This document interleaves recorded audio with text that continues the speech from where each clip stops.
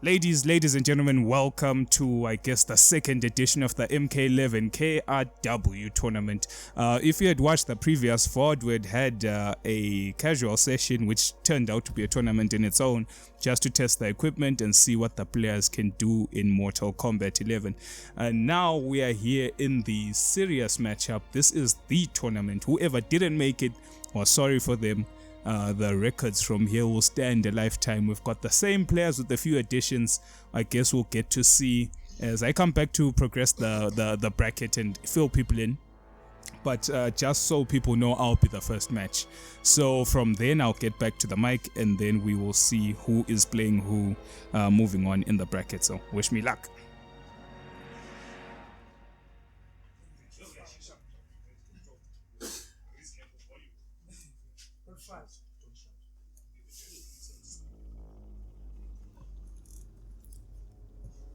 Oh god, this is too far. Hello everyone. This is Ninja Killer. Oh, just Ninja, not close to Killer. Oh, you say I shouldn't shout. This is okay though. This is fine. Okay, this is fine. A little bit more. Okay, this is fine. This is fine. Yeah. Okay. So first match, we've got 4 years wasted versus Seoul. I knew that. I totally knew that. Yeah, I'm gonna call him Jax from now on. Jax is what fits him. Yes. Jax. This is going to be a Jax, as we know, versus Scarlet from 4 years last tournament, last casual matches. Scarlet. Okay, I think this is gonna be like a button check first and then into the real thing. I'm not sure. Button check. Okay, it's gonna be a button check. A button check.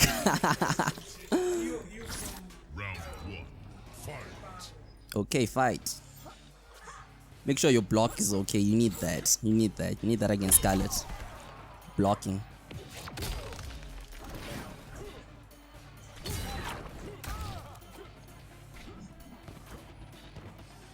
Okay, I think they're good to go. They're good to go. This is the first match in our first KRW tournament with me inside. Just so I can be clear. This is it. So Scarlet versus Jax. Let's go. Round one. Oh, jumping straight up jumping in. We need to see this fight end quickly. Great block on the overhead though. This match, the hardest thing is, like, I've seen Jax's gameplay, right, with the character Jax, and his hardest thing to deal with is range. So we're gonna see how he's gonna adjust to Scarlet's range. Right now, still trying to get the hang of it. Scarlet going in with pokes. Oh, throw, nice. No throw tech though. Jax is very good at throw techs. Like I was playing with him before this, very good at throw techs. Overhead from max distance. Wow. Okay, got the throw. Commitment with the wake up. Commitment again, got the throw. Those hands, for everyone who doesn't know, when those hands are fully loaded like that, on his next throw, it's gonna be a crashing blow. Or he can just use that fast projectile. Pick forward 3, I think. Oh, fatal blow, that got him the round. That is going to kill. But he might just shield his way out of it. Leave him with probably 0.1. Okay, yeah, like 0.9. Oh, wow, nice anti-A. Wow, that was godlike. Okay. Nice anti-A, and get off the corner. He didn't want to be in that corner. He just wanted to show off his godlikeness, then jump out. Okay, trying to be clear. That's crash. Yes, crashing blow. Fully charged hands. Crashing blows, you only get 1 per game, so that's that. He used it now. He's got faith he's gonna take this round. Okay. Scarlet with the range, but Jax trying to deal with it. She's also a very good zoner, Scarlet. And that is blood regain. It's okay though. It's okay. Throw. He's trying to play patient. Block. Trying to get in on his own time. Okay, that was a nice duck. That was a nice duck. Oh my god, that launcher is just way too slow for all of that. Siphon full screen. That was bad. But it's okay though. Final round for both of them. It's okay. Final round. Let's go. Let's go. Oh, like the range. Scarlet's range is just terrible for Jax because Jax is having a hard time getting in. And that was a nice shot off. That was very good. Knowledge. Get the throw. Wake up. Wake up. Stopped everything. Flawless block. Nice, but did not. Nice, nice. Going in for the throws. Low. His pokes are good though. He's down 3s and the low. They're very good, but they're not getting much. Scarlet is winning both the full screen game and the close-up game. Jump in. Oh my god, anti-air. That's not good. That is not good. Nice low. Oh, overhead. Oh, crushing blow. Second overhead. Two overheads in a row leads to crushing blow. Jax is flawless blocking, but not leading to anything. That. Oh, the tongue. Just lick him away. Last lick. No mercy. Females do that. Just lick you from a distance. You feel the damage though. It stuns you. Okay, rematch. Not gonna change any characters. I'm not sure if they do play other characters, but their Jax and Scarlet are their mains and they're solid as far as I know. Let's go. Next match. Trying to play patient this time. Oh, okay. Okay. Down 3 check. Committed, but not what happened last time. Oh my god. Escape. Lick it. This mid-range gameplay is really not good for Jax. Okay, got in with the back 4-2. Oh, tried to do it again, but the blood was there to stop. Oh. These staggers also from Scarlet are really annoying. Oh, interact. Wait, is it called crushing blow also on interact, or it's just called interact? It's just called interact or inter-crash. Ooh, no one knows. Okay. Inter-crash. We'll just call it inter-crash. It's okay. It's okay. It's an inter-crash. Oh my god, lick full screen again. Oh, that's a high. He wanted to duck it, but I think he stood up before it passed. That's he's still in this though. Oh, we've punished with the low. That thing has got a lot of range. Go in again. Let's see what it'll do. It's trying to throw launcher again. The mirror pin version. It's very slow. I've always thought that's very slow. Oh my god. This range from Scarlet, it's killing. Then when he gets close, he just staggers to throws. Oh my god. Oh, that the low caught him and that was death.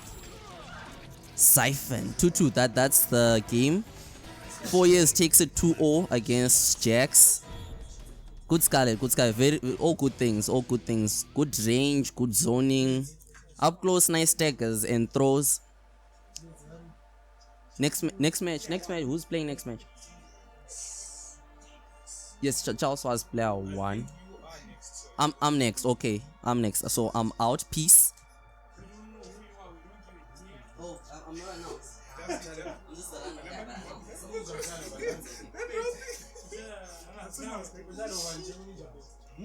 Sorry for skipping on you. Sorry.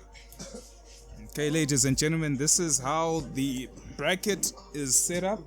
I hope I do not mess anything up. Anyway, there are a total of 6 buys in this first round. So we had Smooth Jarvis moving on the first buy to the second round of winners. 4 years wasted played Seula. And then we'll have Time Finish himself moving in. Oh, snap. Hold on. My bad. He's playing tape. Yeah, not you. We have Mr. Time Finish himself, Mswenya aka Praise, moving in on the 4th buy, going to play against Ute, who moved up against the 5th buy. So they're playing right now in oh, actually no, hold on gents, hold on, both of you out of you out. It's MC, it's Mirror Sloth and D2, because we can't move to your match because you are in the second round. Yeah. So anyway, we have, as I said, Mswenya and Ute playing in the second round of winners. They both progressed on a bye. And then we have Duke, the last Emperor, who's sitting in the second round of winners against the second bye, who play up against Mirror Sloth and Fiery D2. The winner of the next match right now, Mirror Sloth and Fiery D2, will play Duke the Last Emperor. That's how it stands. And then for the 7th and 8th fixtures, we have Ninja moving up on the third bye, going to the second round of winners, and we have Rizzy B, Resident Sleeper, one of Ninja's friends, who is going up against him in the second round of winners. So this, in essence, is the last match of the first round of winners. I know it was quite a lot to get by. The odd numbers mean that the brackets have to be made this way. So anyway, moving on to the match that's happening right now, we have Mirror Sloth versus Fiery D2. Two tight, close-knit friends, training partners, been playing together for eons in multiple video games, most recent being Injustice 2. It was our resident Cyborg player versus our resident Blue Beetle, amongst other characters as well. Right now we have Fiery D2 on the player 2 side on his trusted Garrus, who was doing good things in the previous session that we had. And we have Mirror Sloth sticking with Jackie Briggs nonetheless, his waifu. We know he's got a Sub-Zero. We know he does. He's looking at me, but we know he has a Sub-Zero, but he really likes Jackie Briggs. One thing I like about Mirror Sloth, he is straight down to business. He's a player who does not care about the situation, he just wants to run you down like a truck. So we're going to be moving in right now. Garrus versus Jackie. The battle of the supposedly top tier characters. Like I said in the previous video, it makes me happy that those of darker skin are of the top tier in this game. It's really nice. Oh, great crush, max distance by Jackie.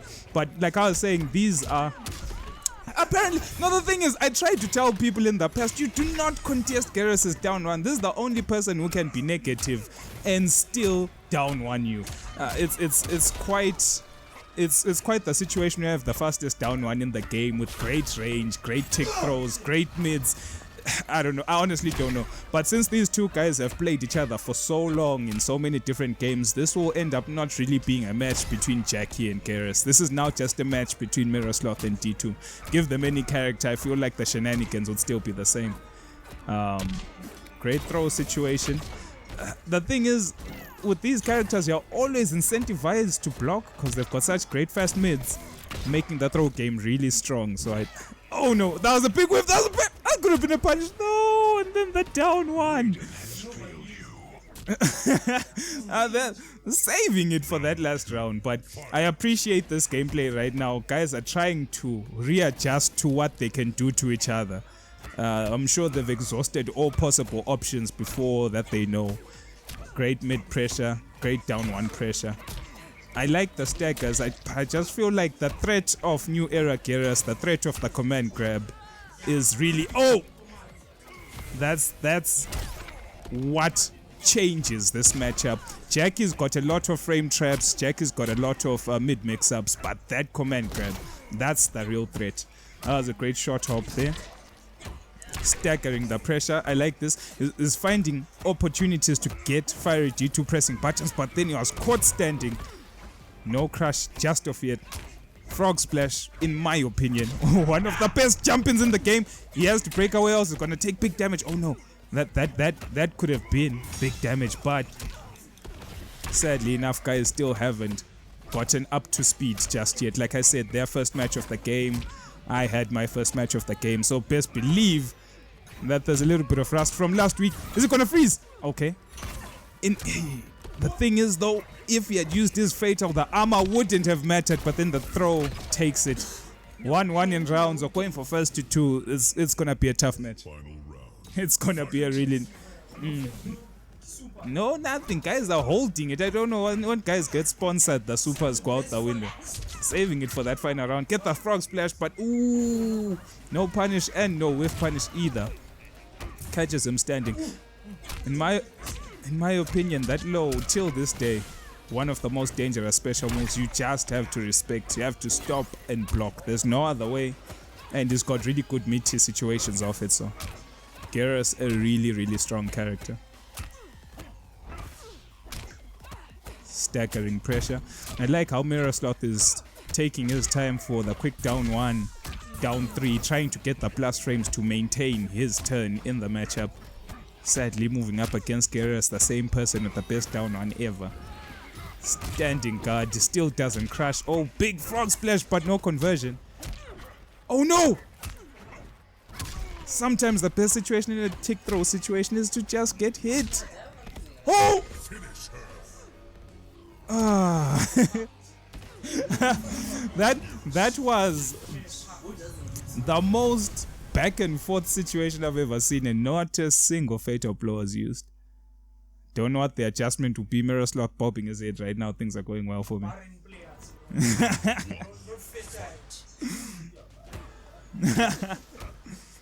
Let's see what the adjustments will be. Good flawless block situations. Players doing their best to... oh no. Best up 4 in the game. Okay. Anti-air down 2, but then the man gets thrown. Still hasn't gotten the max range just yet. No faces have been smashed. That could have been it. That could have been it. Nice breakaway though. He could have ate significant damage for that. Not yet. Okay, gets the down 3, steals back his turn. Down 4 to do the same. I like this. Garrus maintaining the corner because he knows. Oh, that could have been a big conversion. Yeah. Oh, that's it. Sand. Good conversion by Fiery D2. That combo still had more damage to it, could have still frozen and gone forward. I like this, they're maintaining the corner. This is where I believe both these characters are most dangerous, so whoever can get the presence is in a good state of mind.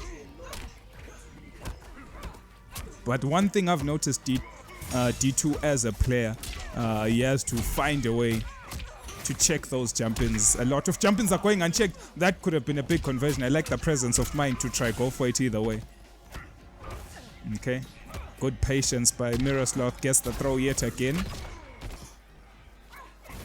I like the pacing so far. Big punishes and players really taking their time. You can tell that there's a lot of knowledge player to player, and they're trying to apply it to the game, which is great. Oh my word, still saving the crash though. Okay, safe string, but still gets it down to fatal blow territory for both players. Oh my word! But that was no. That was a counter hit situation. So Miroslav was caught. Yeah, he was caught pressing buttons, and D2 takes it 2-0. Fiery D2 takes it 2-0 against me, and then they just walk away. It's done. Just like that. An illegal exchange. Well, that was a sticky situation.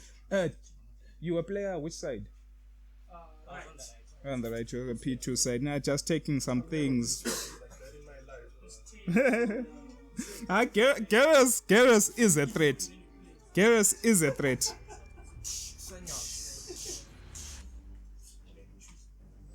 Just sorting out the bracket situations right now. And actually, yeah.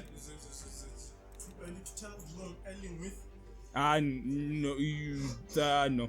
The only thing I can say is you are probably progressing the first round of losers, and then you're probably gonna then play the loser of either Mswenya and Ote, or me and Smooth Jarvis. I guess one of those losers might be yours, but it depends on the bracket.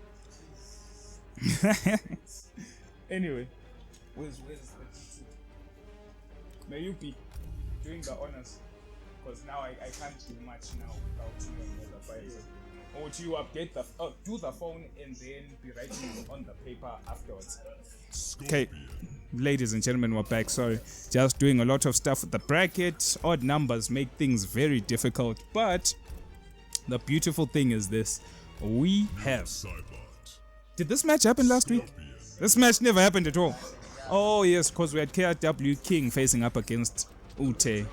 So this is a brand new matchup. We have Noob Sidebot versus Scorpion. In a particular situation where I feel like both characters have great mobility. So I kind of feel like a button, yeah, check your buttons, yeah. I feel like this is a matchup where two characters with great mobility and anti-zoning are facing up against each other. So in a situation like this, you have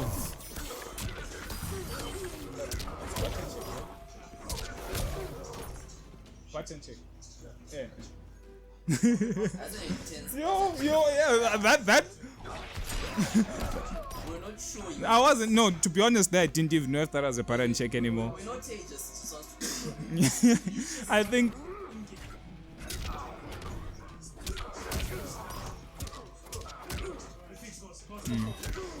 But anyway, like I was saying, two great players. When we'd met up in the previous session, we had Mswenya, aka Praise, who had just been playing the game for a couple of days. Resident noob Cybot along a KRW King. And, you know, with someone who's just picked up the game, it was great to see him grow in the game. So, facing up against...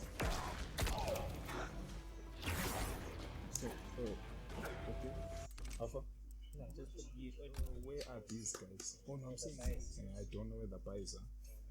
You'll have to make up the losers as it is on the phone, where the buys are waiting. Round one. Wait, let's just put them. How many buys are in the first round? How many buys are in the second round? But anyway, ladies and gentlemen, this is the match. I believe this is now, technically speaking, our second round of winner's side, considering that the buys have been eliminated from the bracket to the loser side. So this is their first match of the day. Big crush by Ute, managing to convert, keeping it as reliable as it can. Great proration on that. One thing I've noticed though, Ute as a player is one of the few Scorpions I've seen around who really like utilizing the chain spin and spacing it well and trying to do the best he can to optimize that space. Playing Scorpion sort of like a ranged character in a game when ninjutsu does not exist. But I'm liking this right now. Praise finding all the openings he can find. Oh no, great. Oh no, that could have been a great punish, but at least he had the peace of mind to block the teleport, not knowing whether EX or not EX. But I like this. Both players are trying to play outside of their range with the threat of the teleport at all times. Great pressure by Praise. Oh no! That was the best awareness by Ute, knowing that the string starts with the high, down toing, punishing accordingly. I like that Ute not taking any prisoners right now. Someone else could have given up in such a situation. Chip was a problem, but not Ute. Unsafe teleport gets punished to some degree. But either way, Ute never out of the match, always trying to space the chain, always trying to get as much range as he can in his offense, which is quite cool to see from a Scorpion player. Making adjustments to MK11 as compared to the MKX playstyle. Gets dunked. This is a first to two situation, so right now I'm sure both players are reeling in anticipation as to what exactly is going to happen in this round. This is a situation whereby adjustments are very hard to make. Oh no! This is trying to teleport in reaction to the projectile, which is quite cool. Just not reacting fast enough, sadly. Okay, nice thing is the teleport at least switches sides, so he gets corner presence. Safe pressure by Noob. I like what Mswenya is doing with Noob Cybot, trying to play safe, using the appropriate strings for every situation and converting when he can. But Ute, oh no, Ute and his Searing Rage Scorpion are aggressive to say the least. But in a situation where you have teleports, things can go either way. Okay, oh no, oh no. That were two situations where things could have gone in Ute's favor to secure the match, but sadly the drops. Nice Apare 1-1. Oh no. High strings. Oh my word, what is this? What is this? It has begun. Ute trying to get into Praise's head right now, trying to secure. But I like that Praise is looking for the gaps. I'm seeing a lot of down one. I'm seeing a lot of 1-1. Their barrier situations are being recognized. But in situations whereby it's not his turn, sadly this is a game with a lot of highs. So high crash situations are very possible. Okay. That was a very unsafe activation by Ute, but manages to get away with it. Oh no. Gets out with the chain reversal. Gets a lot of screen presence, and since the buff is on, that's decent damage, but oh no, dropped punish. Well, at least in that situation, Ute drops the combo as well, so both players have to compose themselves. They're getting the openings, but they're not capitalizing. Playing patiently, trying to do the best they can. Okay, punish. 1-1 punish into teleport. Let's see if he can convert the situation. Breakaway. Reversal, get up, throw.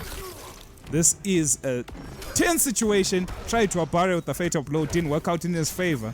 Ute getting really antsy right now, using the chain max distance. I'm not too sure if Noob can punish that, considering the options.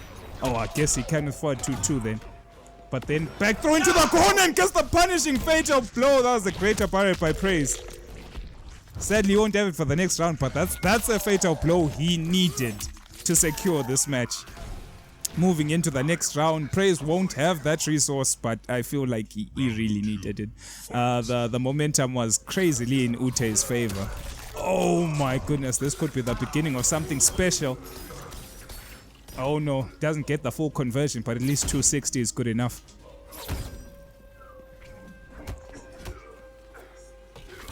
Okay, teleport on block, but no big punish. Trying to stagger. Pressure, there we go. Gets the conversion.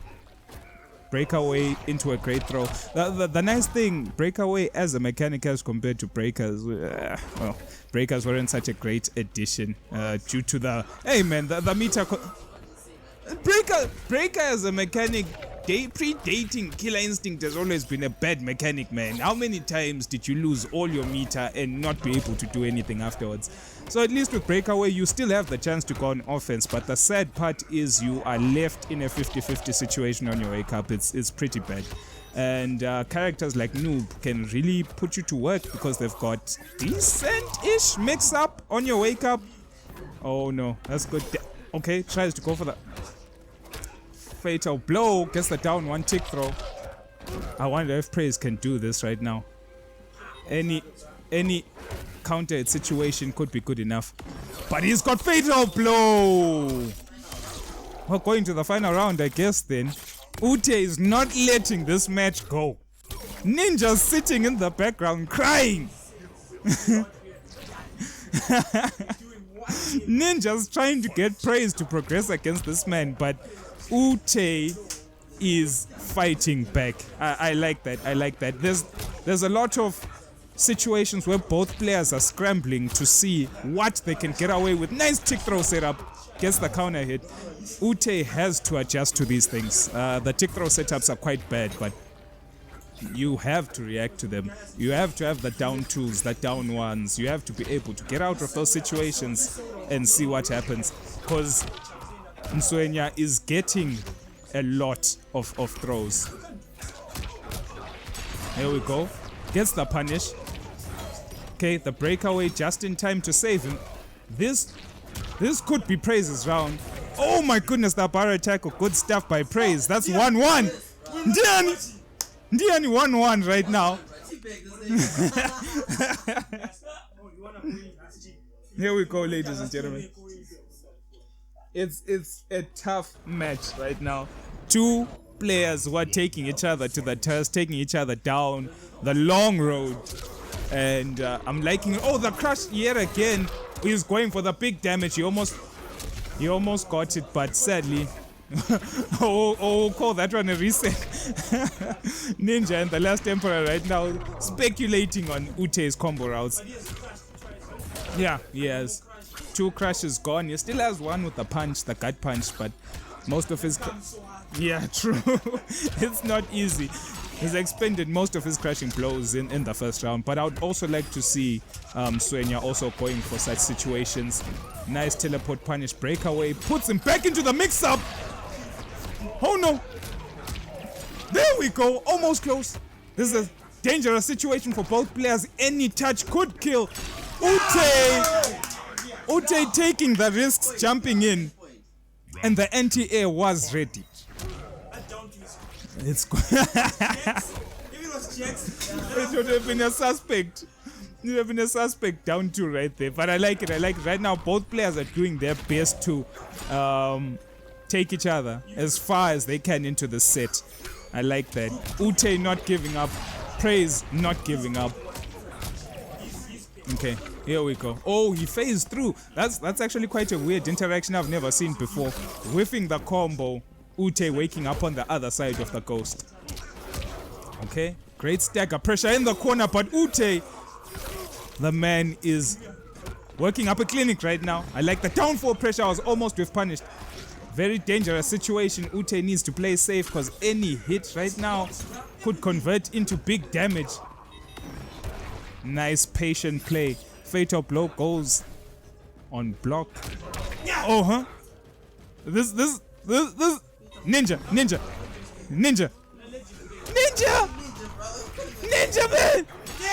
Oh no. Oh no. Yes! Right, Teleport on block. Mswenya does it. Takes out. This was one of the closest matches. Mswenya. This game was fucking up. Did you see Yeah. Both players were uneasy and then they started adjusting to each other. That was a great set if I ever saw them. Great counters, great reversals. Players were just doing the best they could against each other. But one thing I did notice, there was a lot of tick throw setups from Mswenya, which is a good thing, is picking up on certain aspects of the game. Yeah, I think we can have one more. Yeah, one more. You can't eat anymore. It's hot, it's hot.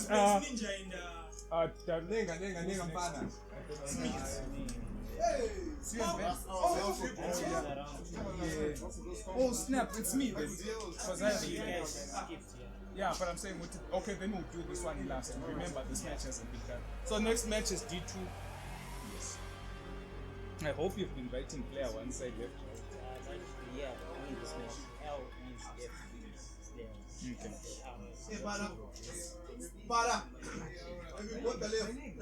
Ladies and gentlemen, just updating the bracket right now as it stands in the second round. Second round of winners is where we're currently sitting for people who don't know. Only one match has happened in the second round of winners. And that was Ute versus Mswenya. We're gonna have one more match before we take a short little session break. And that's gonna be Fiery D2 versus Duke, the last Emperor, in the second round of losers. It's the second match. For people who are taking note, sadly, our statsman is kind of busy. We have a situation whereby the statsman, aka Fiery D2, is playing and taking care of the bracket. I'm the commentator and I'm playing, so I'm kind of doing double duty shifts right now.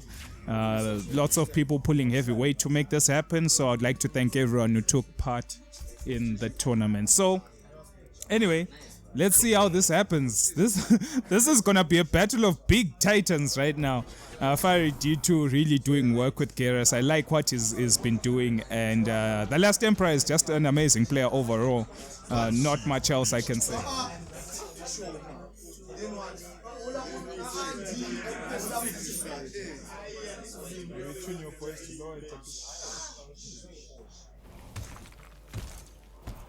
And here we go. We're gonna have our first match, first to two.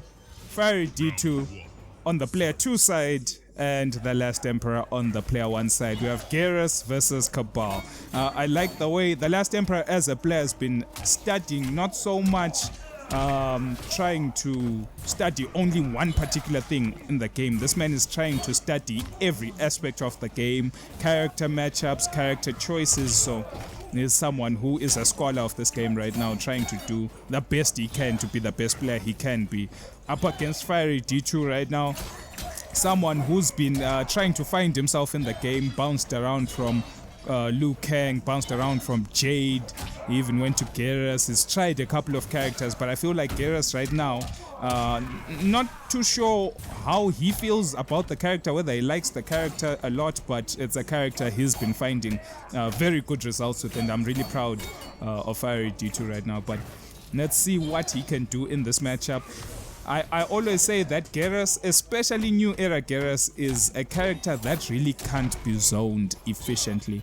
A character with great anti-zoning tools and great advancing mids, which can get him in where most characters won't be able to get in. So in that case, then D2 has to be on point when looking for his openings, and on the other end, the Last Emperor will have to make sure he doesn't give D2 an opening big enough to capitalize on. But either way, it's a tricky situation. I personally can't tell in terms of just the matchup alone between Garrus and Cabal which character is outright better. I feel like both characters have tools for certain situations, and they have tools that can be oppressive to people who cannot handle those characters.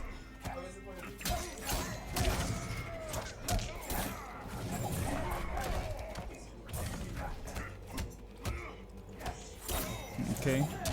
Oh my word, crashed into the corner, gets the big bounce combo, but he didn't manage to capitalize, sadly. 4-2, one string by Garrus. Oh, I like the use of the down 4. It's a great tool, great low, and it's quite quick. But one thing that was actually exposed about 2 weeks ago here in the cold room was Garrus's fatal blow. It actually has, oh my word, the mercy! Some psychological warfare. There's some psychological warfare happening here. But like I was saying, Garrus's fatal blow actually has multiple blind spots, and they depend on the progression or the frame progression of the move. You have to treat it like a projectile. It's not instantly on screen, and it doesn't instantly cover all the spaces. It moves like a projectile. And that's the Last Emperor taking the first match against D2.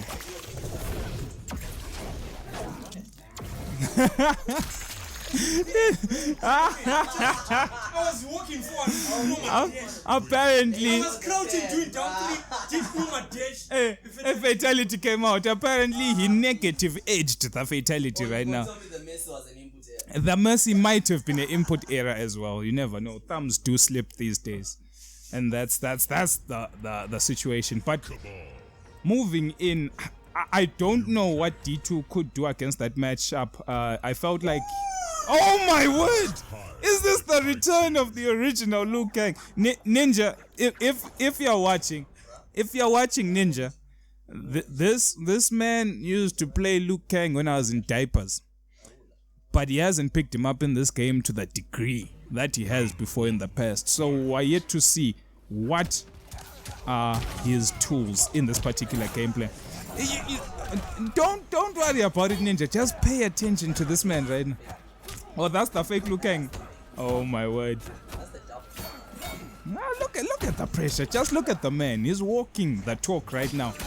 Now we'll see. It's just the first round. Okay. Just the bicycle loading up the crashing blow slowly but surely. Manages to kick the nomad dash out of its startup, which was a great situational awareness from D2, but it gets punished for whiffing. Okay, breakaway. Both sides sitting on no defensive meter, so best believe there is no waking up. The meaties are gonna be strong in this situation. That was a very big risk. I remember talking to Ninja about exactly that. Sometimes it's not necessary to take the big risk. Both players were sitting with no defensive meter at all, so there was no way to get out of a meaty situation.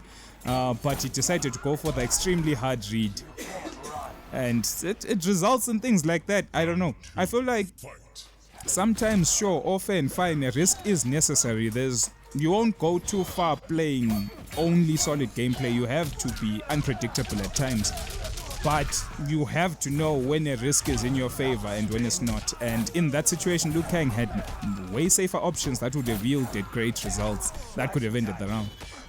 Now momentum is in the Last Emperor's favor on his Cabal, and I don't know how D2 is going to turn this around. Great pressure in the corner, great mid strings, down one to Abare, the pressure. Okay, gets knocked down. Interactables trying to keep him into the pressure with projectiles. I like the spacing. Apparently Ninja is crying about bugs in the background. Okay.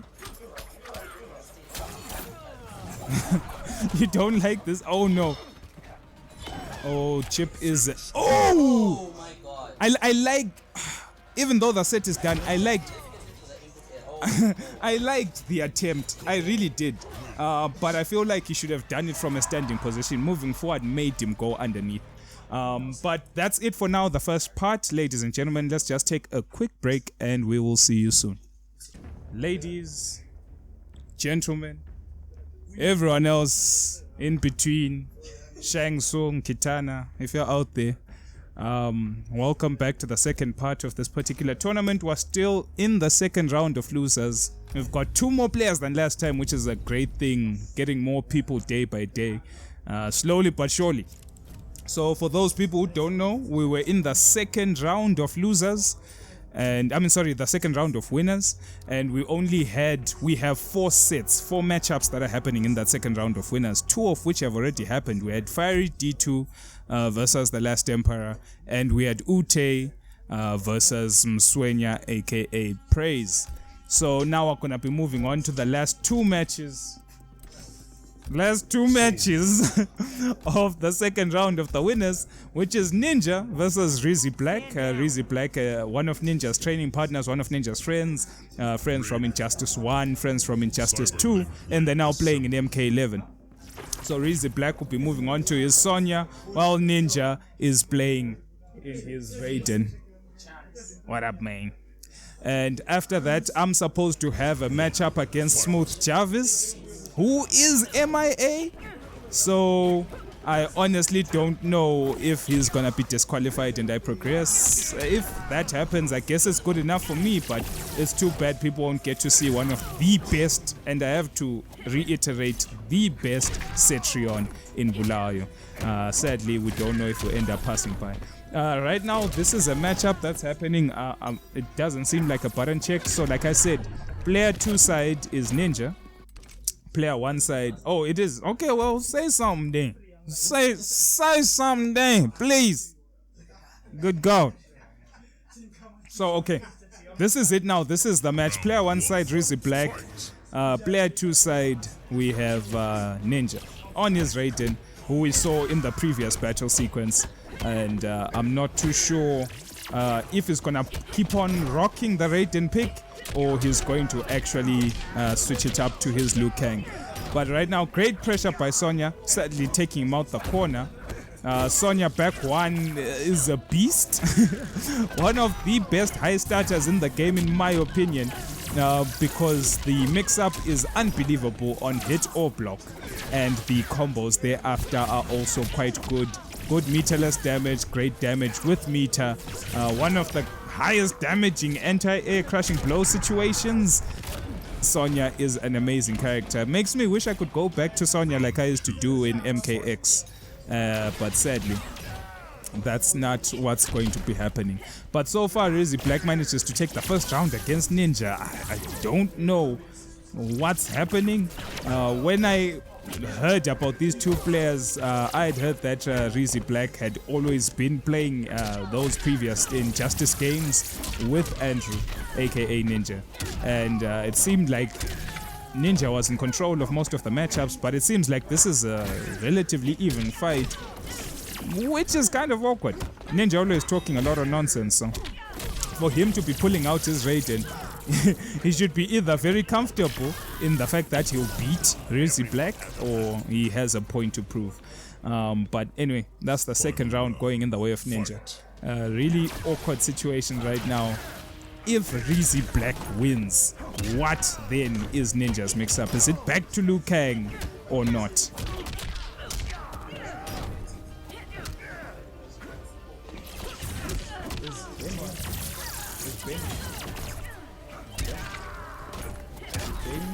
I hope that will not affect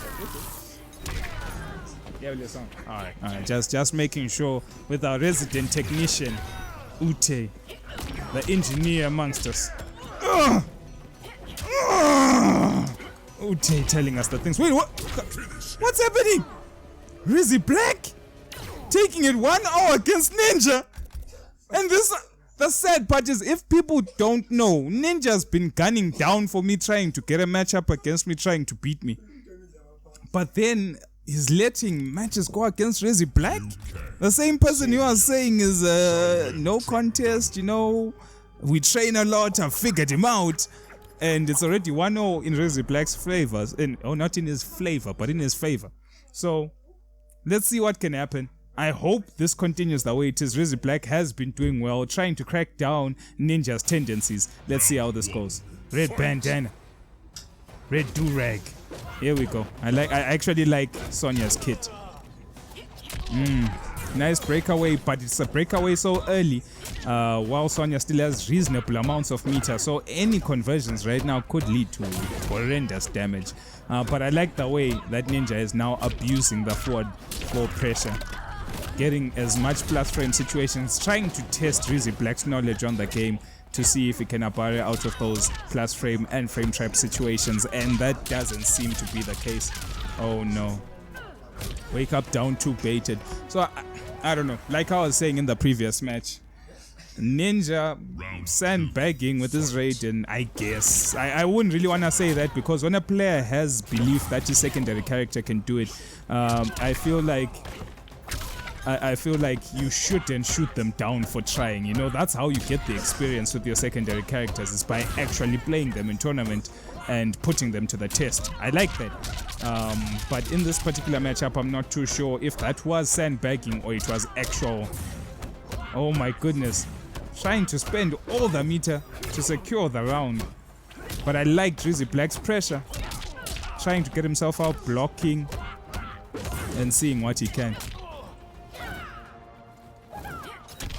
Here we go. Oh no.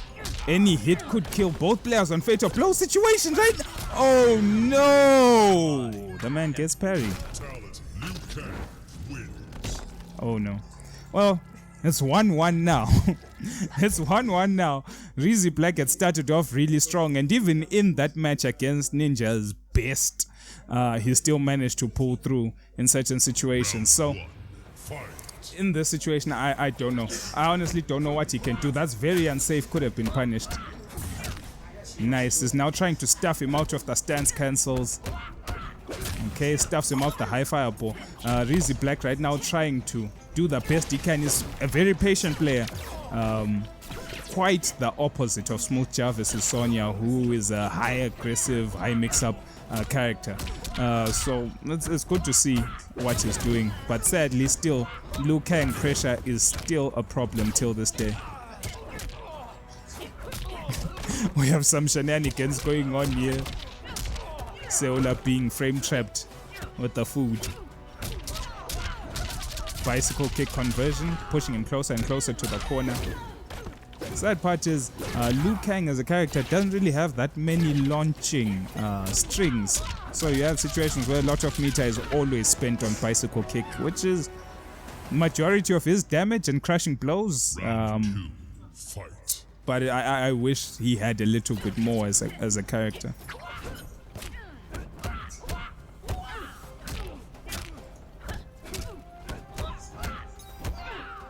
Oh no, counter hit situation again. He doesn't seem to know that that string is a plus. He has to interrupt that final hit. He's getting counter hit for it. Trying to abare probably. Down 3 or down 1. Okay, back 4 gets blocked. Max range whiff punish with forward 4. Nice throw break, but sadly enough throw breaks in this game don't really leave the defender plus, which is quite awkward. So I'm not too sure, and that's the crushing blow. Ninja takes it 2-1 against Rizzy Black, sending him to losers. Oh no, that's the mercy. My word, and talk about friends. Oh no, my god. Ninja, the scumbaggery, he's moving on to the quarters, I guess, the winners quarterfinals, and taking it up against Rizzy Black. Okay, ladies and gentlemen, we are back, and upon further ado, we had been recording that Smooth Jarvis was in the bracket. He had moved on to the second round of winners on a bye and is finally here.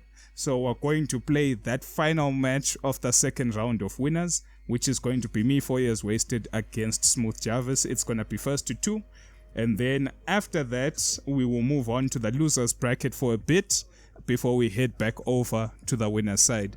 So, ladies and gentlemen, I hope you enjoy the matches. I will be back after my match. I'll have to face my demon. Let's see what happens. Ninja will be on the mic, hopefully.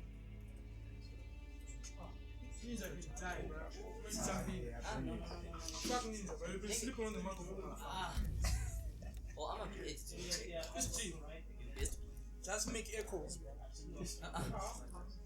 Ninja Bete. Finally, Smooth Jarvis is here. So, I am actually really excited to see how the, I don't know, what must I say? Commentary is a bit needing qualifications. How many O levels? How many A? I don't know.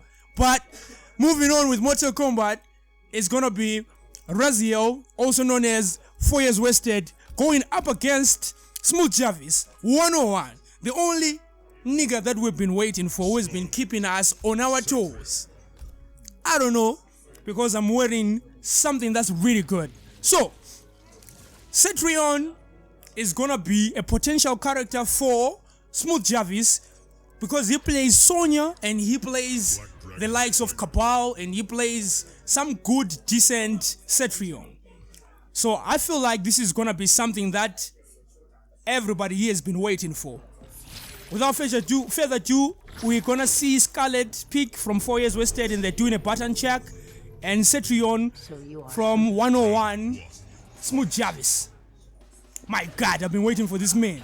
But either way, I hate his ass.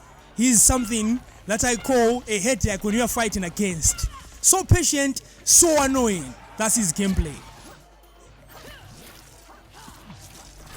So here is gonna be 2 strong female characters according to my own opinion. I don't know how biased or how based it is. My God, button check is over. We're stopping again and we are stomping sooner or later because I'm gonna see those boulders being tossed down on the ground. Potential air throws, potential counter attacks and parries from Scarlet. You name it. There is no virtue in stealing. Let's go! Stealing blood. Here we go. Projectile heavy is Cetrion. Scarlet got good reach. This is the variation with the teleport, so that's gonna cover ground. Both of these characters are gonna have access to teleport, positioning them either forward or backwards, just to where they wanna be. More boulders, the geyser, or he dropped these geyser combos. The crawler. Nice whiff punish from Smooth Jarvis. Could have gotten more damage, but he chose to keep it unclashable. No breakaway can be done that. Okay. Nice whiff punish, teleporting, whiff punish straight up. Straight out of Mortal Kombat 11. My God. The first. Everything works. Unless if you change. No, this is the controller that Seoul has been using, the one that we use.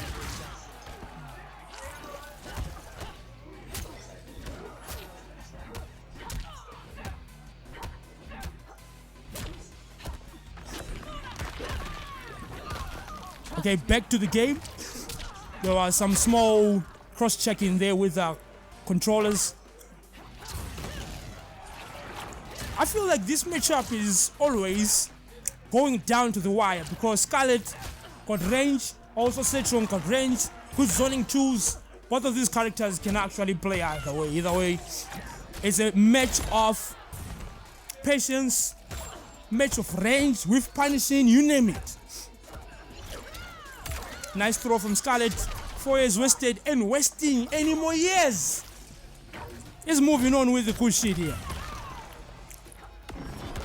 Oh, fatal blow, whiffed, blocked, and punished. What more can you want? That secures the round, tying it up 1-1. Now we're going to our final round. Nice, more projectiles, tread the tangy, licking here from far away. Nice. So that teleport is really handy. We've punished with the hammer, my babu.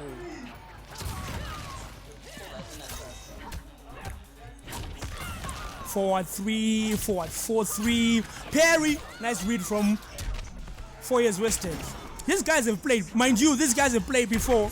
They are training partners. Even though 4 years wasted doesn't play regularly, but he has got the fundamentals. This guy is a beast. Our own Daigo here plays a lot of fighting games. Plays, I don't know how many fighting games. He is like Chris G or something like that. Christopher Jesus. So 4 years wasted takes that match. We are now moving on to the second match. Mind you, this is first 2-3, maybe, let me confirm. First 2-2. We're still on what? That's not winners finals. Second round of winners, not yet to winners finals. All right, thank you for the correction there. So it's still a first 2-2. Surprisingly, Jarvis is sticking up with Cetrion, but I respect his decision. He knows something that we don't know. Because he has a Sonya, but maybe he has played a Sonya versus Scarlet before, like I have played Aaron Blake versus Scarlet, and the results were traumatizing. You are the sanguinaire. Here we go, boys. Fancy word for Round 1, fight. The Crimson. I like this kid. She looks really empowered by something supernatural.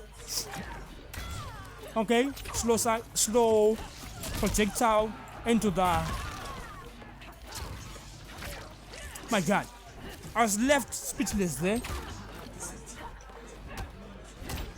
Steger's Mopox, Steger's counter hits, parry attempts, blocks. It's blood out here. Okay, he didn't fall for the parry after the string. He's always fishing out and countering with a low, just in case if he gets parried. Another drop, but either way he hasn't warmed up. This guy is straight from work. He didn't even waste time. He came here to crush some skulls. Drilling. Up 3, wake up. More pokes threaded. Cross up, empty, cross up, jump.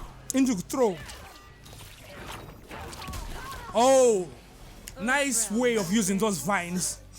He just grappled and he seized the round. So, Smooth Jarvis 101 is up 1 round on our second match. More throw. Oh, shit, crushing blow throw. 30%, that's 31.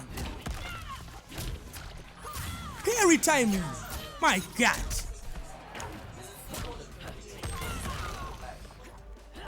It will be still called a perfect. The skill counts. The life bar is what tells us whether it's a perfect or not. My God, Stegers into more Stegers, how knocked down. Everything is G. Nice. So that secures that ties up the round on our second match. Final round, So fight. set point for 4 years wasted and match point for Smooth Jarvis 101. Into the Kaiser combo. That's a tight link there. Punish.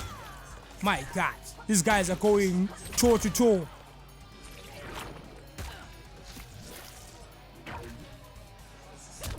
Some parry, shimmy, low blocks, flawless block, but ain't nothing progressive after that. Nice.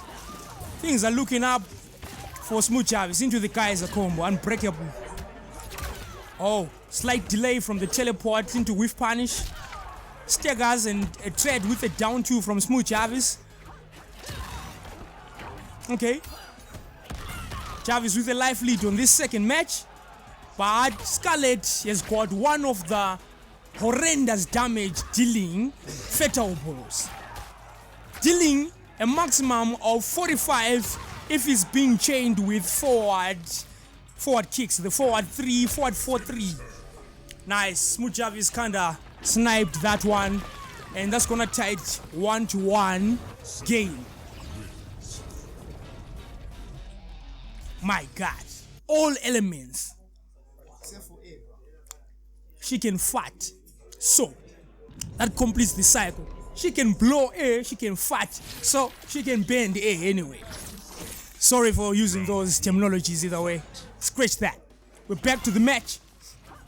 This is our do or die match now, since it's a first to 2. Scarlet, projectiles being threaded. Oh, that Geyser is a good whiff punish. Oh, finally he got his Geyser combo extension.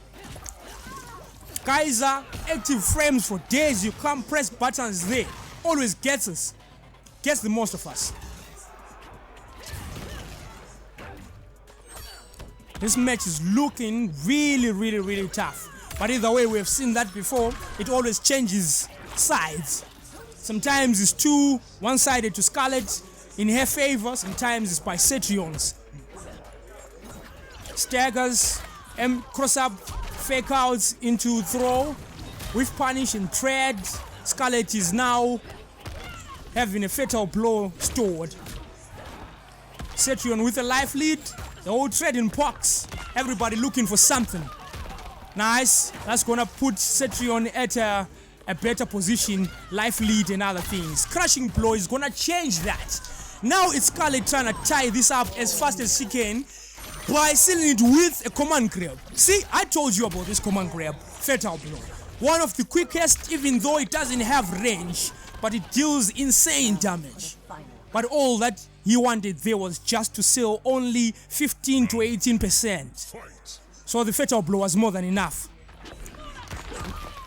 4 years wasted is now again on set point. Composure, both sides, guys are blocked, not punished, but he used the recovery for him to try and advance so that he can start his own pressure. Nice.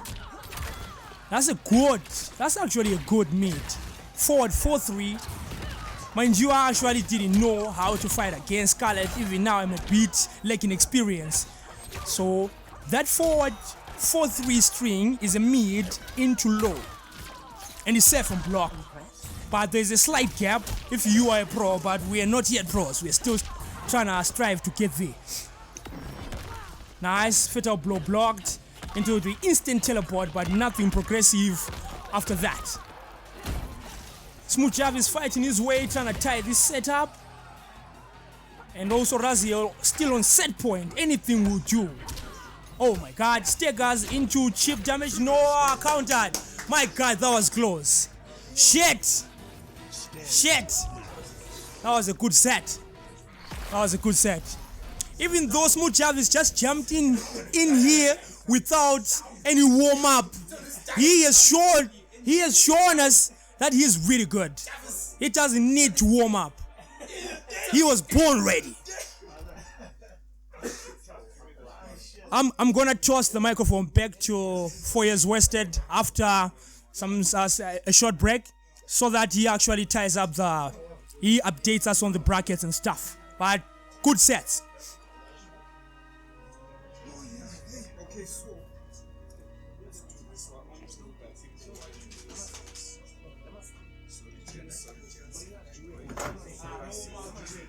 If you had come early, bruh. If you had come early. Yeah, I know. Ladies and gentlemen, that was Smooth Jarvis right there. The man steps in, doesn't even touch the joystick, gets into the set, almost wins. That's all I have to say. But anyway, it was a good match. The only person ever really playing this game is that guy, so he knows everything I want to do. It's quite a tough matchup.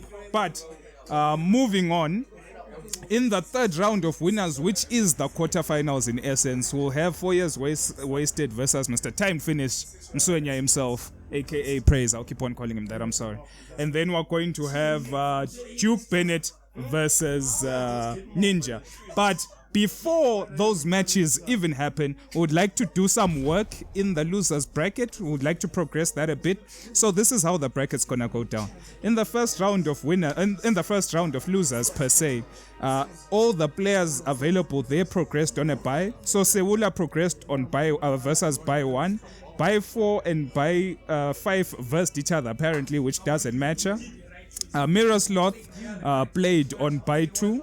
And bye 3 and bye 6 beat each other. So in the second round of losers, we're gonna have Mr. Seula playing on against Fiery D2, and then we're gonna have Rizzy Black progressing to fight the winner of Seola versus D2. And then we're going to have Smooth Jarvis versus Mirosloth and Ute progressing to win the play of that. So can I please have Smooth Jarvis, may I please have Fiery D2 versus Seola? Fiery D2 versus, are you not yet playing? Not yet playing. Yeah,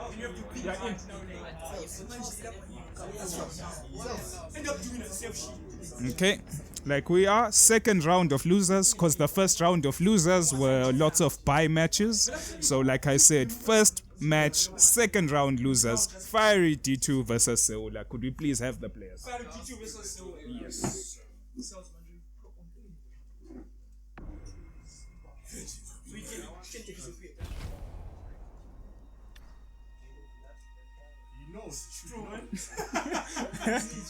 commanding.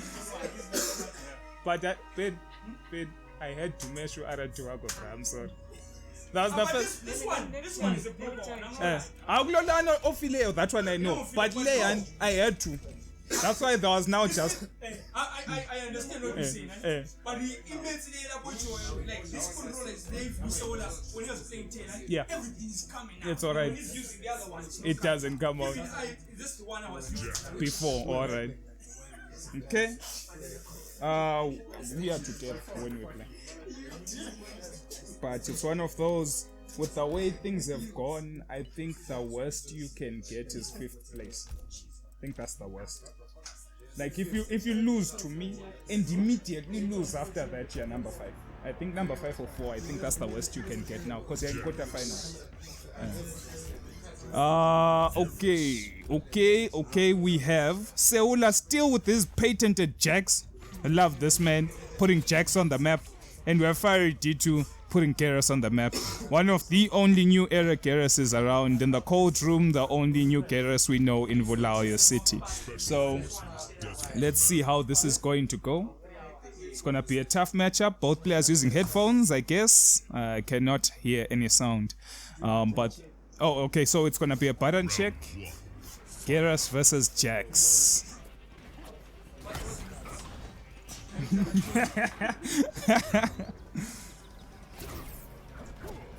Okay, this is gonna be one of the most violent button checks of all time. Apparently, Seola once told me that so long as he can heat up, that's all he needs. Honestly speaking, just heat up, block and grab. That's all he needs.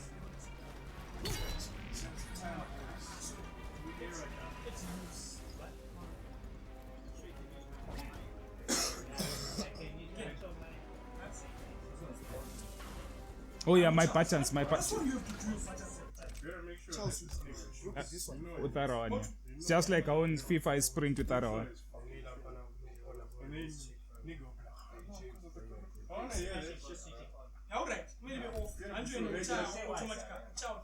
Just like the Olays.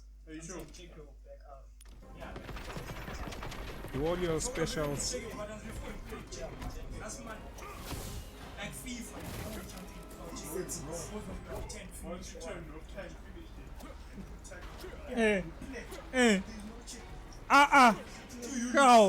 Cow. But Mirosloth and this thing of not checking patterns, my. Okay. This is like a set now. As long as my R2 is working, It's just grab. Oh, it doesn't. Just don't block. Just don't block. Ladies and gentlemen, you heard it here, but just look at Ute is now looking at me. He got the message from D2. I wasn't involved. Just don't block. Just so people know, the winner of this match will go up and play against Rizzy Black. So right now, whoever is gonna win already knows what they're gonna be fighting up against. The Sonya Blade, quite a defensive Sonya Blade, should I say? Interesting take on the character. I'm liking the spacing right now that D2 is implementing. Is making sure that Jax is not allowed to walk.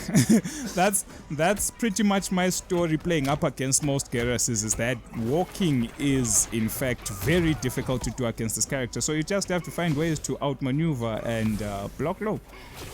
Only thing I can say. Or else you feel like you can't get in.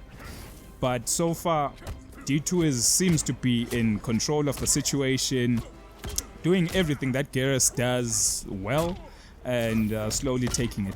One thing I would like to see more from Seola in general is just some wild things like that. You know, sometimes you have to take a risk.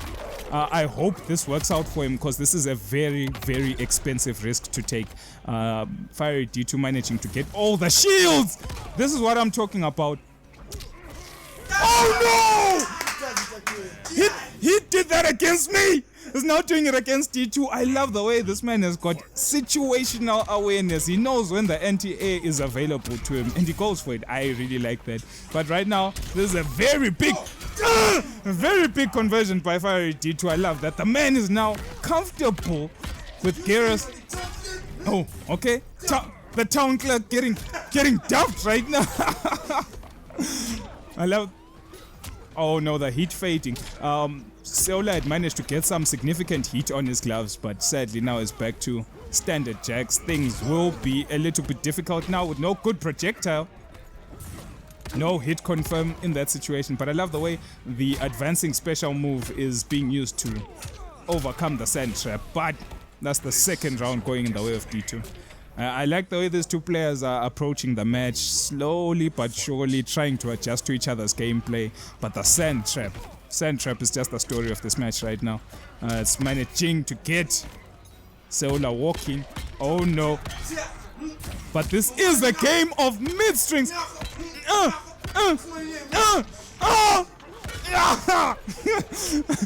Some people say this is a beating happening right now. Up.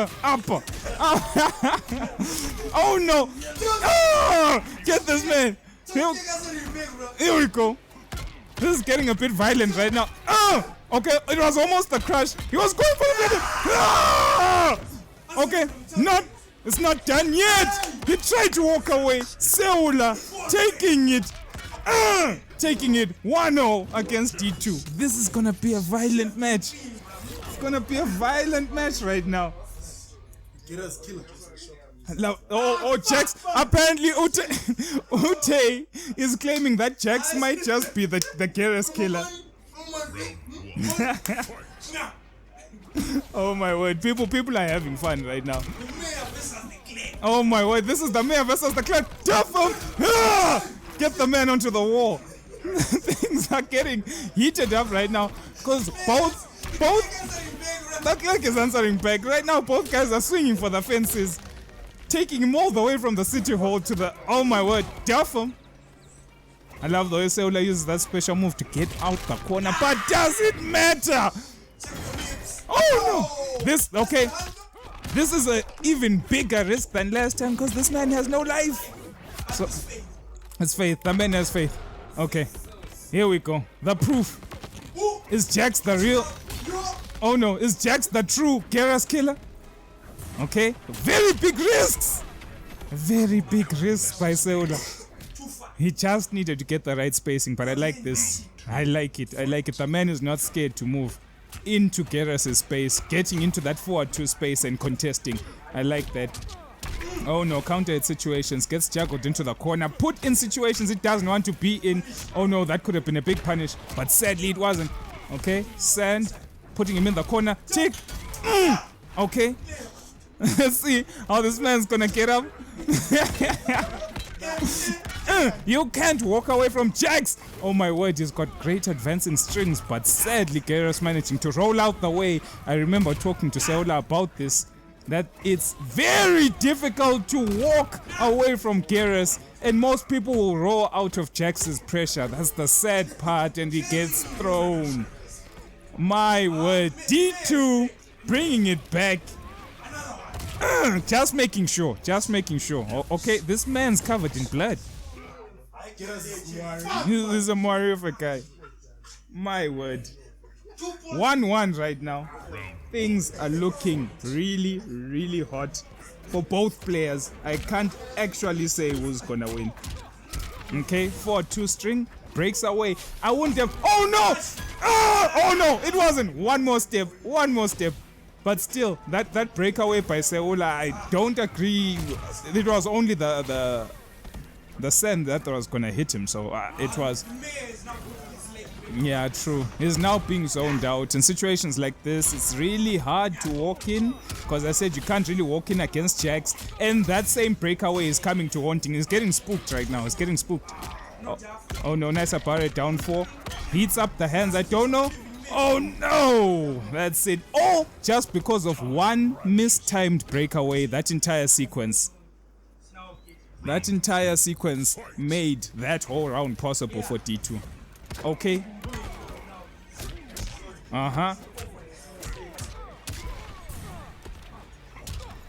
Oh no.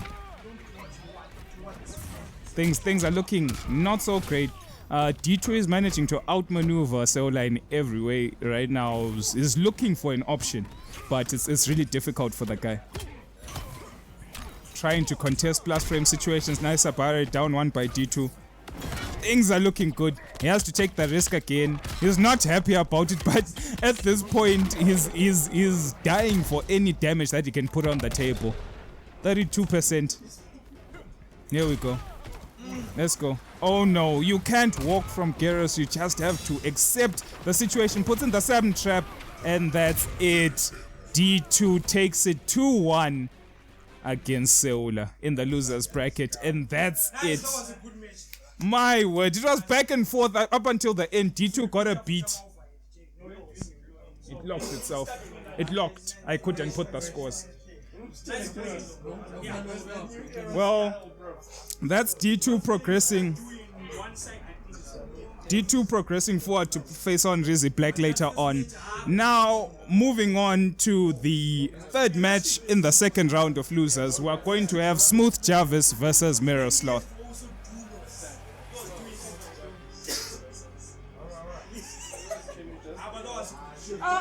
Just like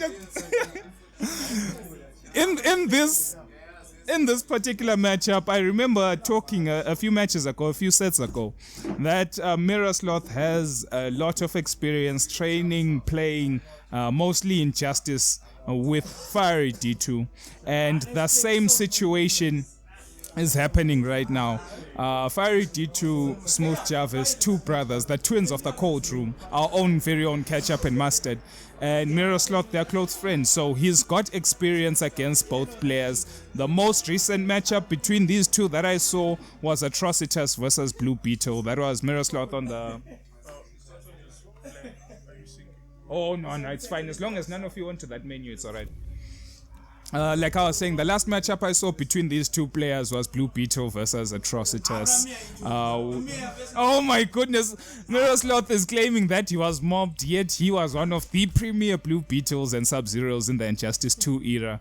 And pretty much. I don't know how many people quit the game because of Mirror Sloth's Sub-Zero, more importantly. And Smooth Jarvis was known for his Atrocitus, his Superman, his Hellboy, his Black Manta. He had a plethora of characters in Injustice 2.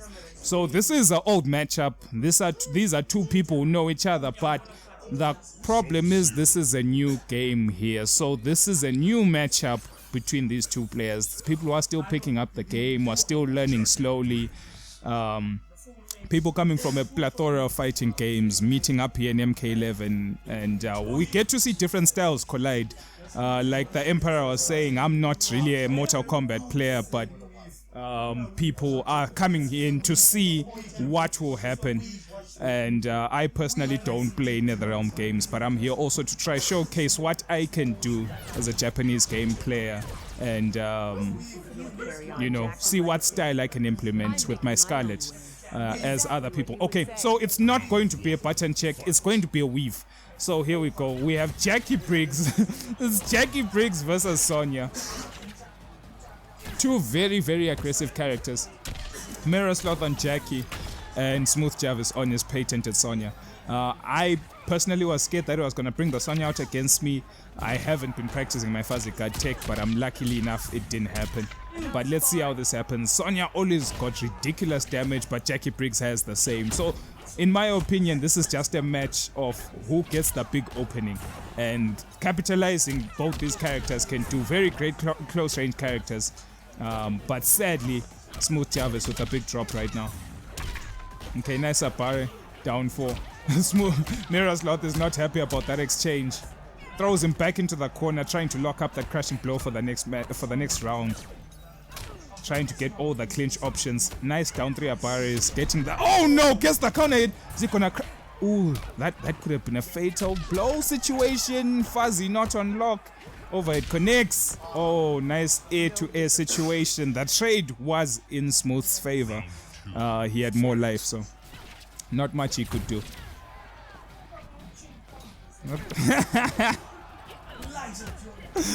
Shoutouts to John, we miss him, man.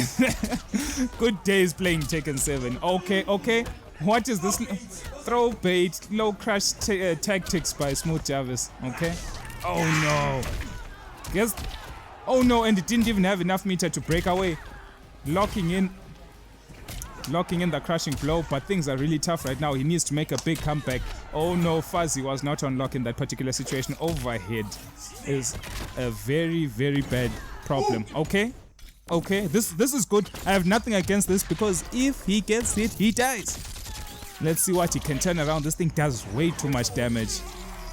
Okay, nice shields in that situation. Oh no, he blocked it, jumped in. Gets the throw! Miroslav with the comeback, but it doesn't have fatal blow in the next round. Yo, okay.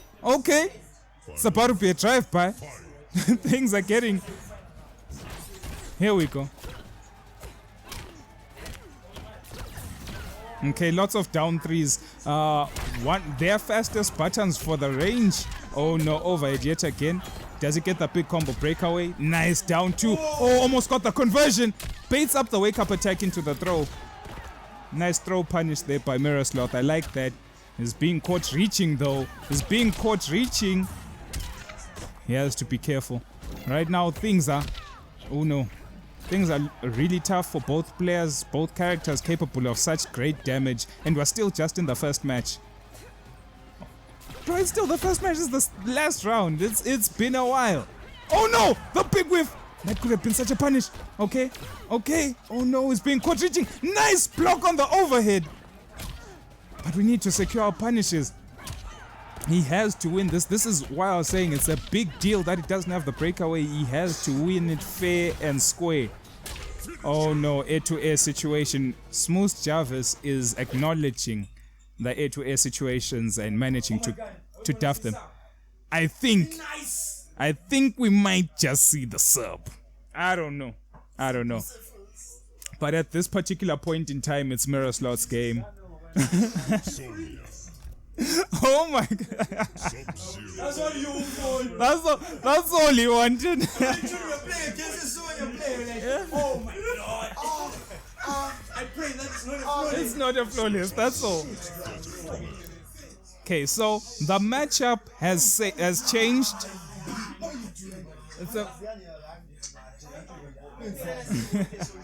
Everyone's not happy on what's happening on the other screen.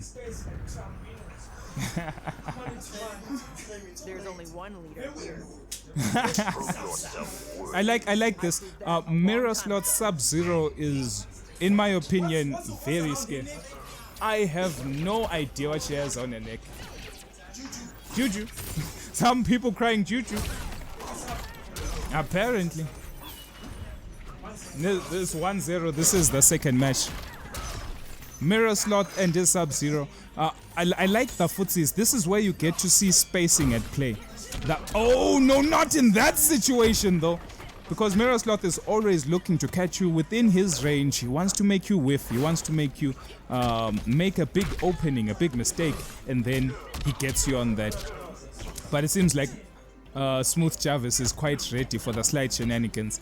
I won't lie, I wasn't able to react most often than not, so it's a big call out by Smooth Jarvis to be able to react to those slides the way he has.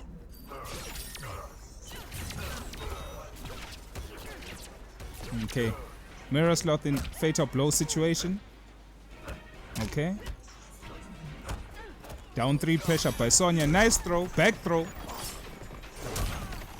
Oh, the slide?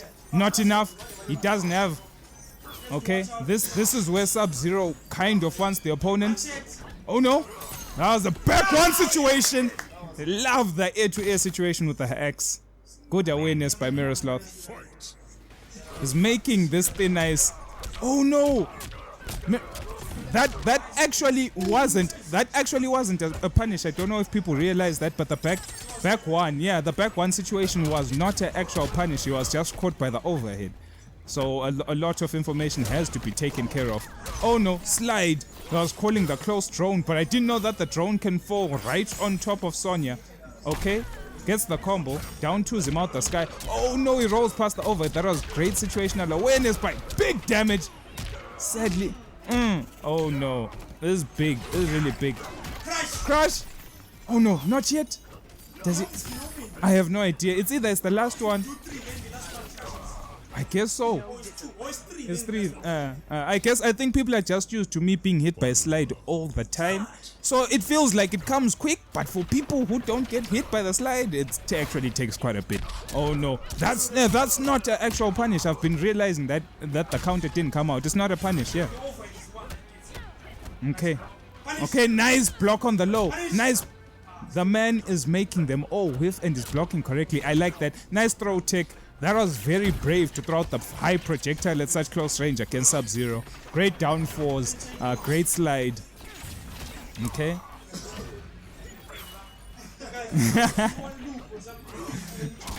Oh no! What can he do to convert the situation? Okay. This is a really tough situation for Mirror-Sloth, and that's it. 2-0 against Sonya Blade. It's really hard. It's really hard. I won't lie. I've faced up against Sonya before. It's not a good matchup. One of the highest tiers in the game.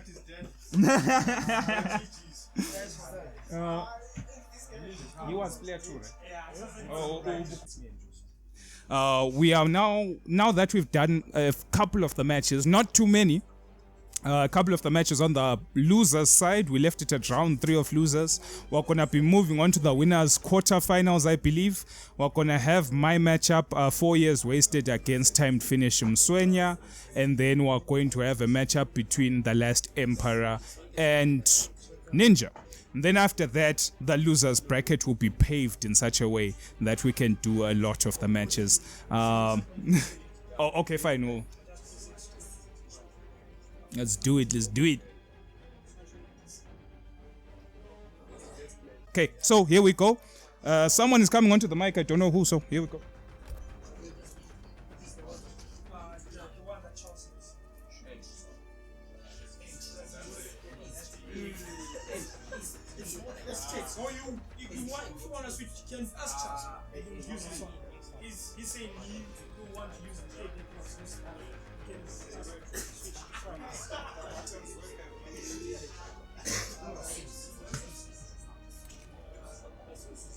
Okido.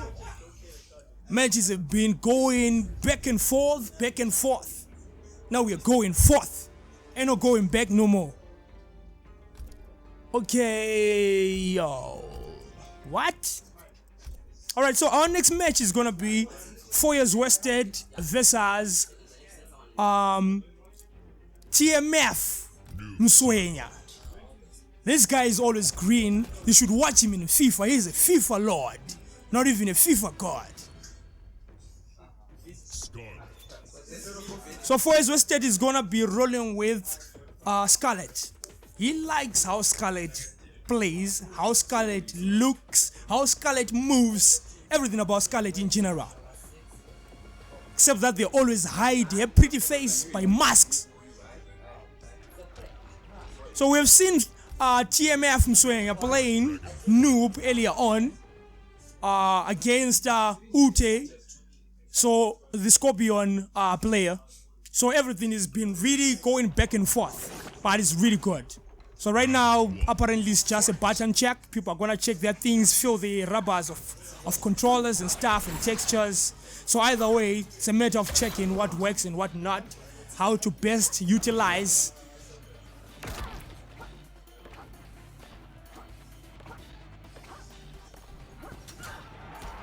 Alright, testing interactables, other stuff, beer down on the floor. Alright, so now GG's button check is done. Now we're getting to the serious business.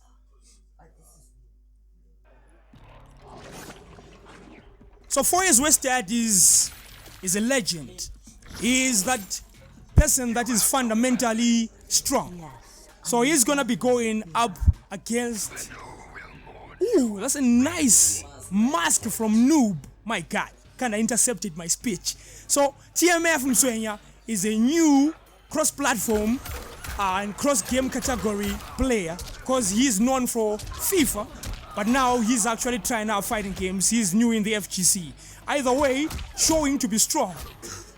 Only 2 weeks playing this game, and he's showing us that he's an excellent player. My God. So 4 years wasted doing some staggers into fireballs, retaliation back and forth here and there. The neutral is looking a bit balanced, but in the favor of 4 years wasted, since he has got the life lead, and Blood Siphons puts Mswenya at the brink of death. Okay, that down one seals it. 4 years wasted secures the first round. Not a bad showing from our TMF Mswenya. Let's go.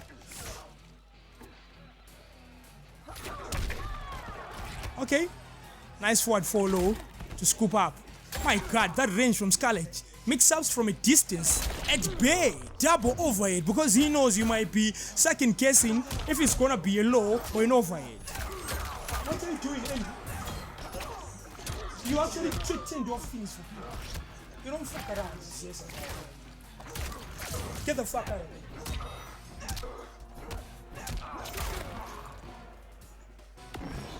There's a remote there.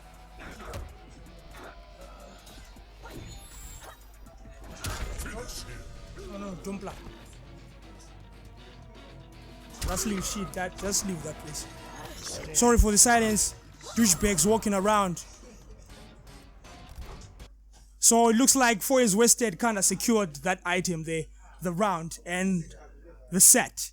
So nevertheless, I expected him to do just exactly that. But I'm not counting out TMF Mswenya. We know he's a newbie here, but he has got the skills, he has got the practice. So it's gonna be a situation of student versus master. As we know, 4 years wasted is a pioneer when it comes to FGC games, plays in multiple games. He was known for, I don't know, even now, let me say, he is known for a lot of Japanese games.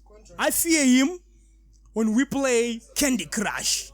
I don't know how that qualifies in the FGC, but he's really a god there in Candy Crush. And yeah, in Contra, he always chose player 2 in Contra. He was afraid of being I don't know, blamed for taking best weapons. Oh, Scarlet without a mask. Let's go. So now the second game. So you're starting with that forward 2-2-1-2 string. Looking good. Projectile exchanged. The shadow coming to the noob's rescue. Forward 4 low, scooping up. Everything looking like it's shaping up for TMF. My God. You know one thing that's scary about Scarlet? It's not about head damage output. It's about her space control. She got it low. I can scoop you from the corner, from the junction, from the alleyway. I don't give a damn. If you stand, you're gone. If you actually crouch, there is also the Grim Reaper hacker tool. It might hack your head till you feel like you can't duck no more. You have to stand. And things will only get worse after that. I'm not even mentioning the tongue licking you from full screen away. Okay, projectiles, Noob sending his friend. This guy is never lonely, by the way. He's got a friend indeed. Always coupled with his friend. I don't know whether they call it possession or they call it something else. My God, staggering with that forward 3, forward 4-3, forward 4-3, mid-low, mid-low, mid-mid. My God.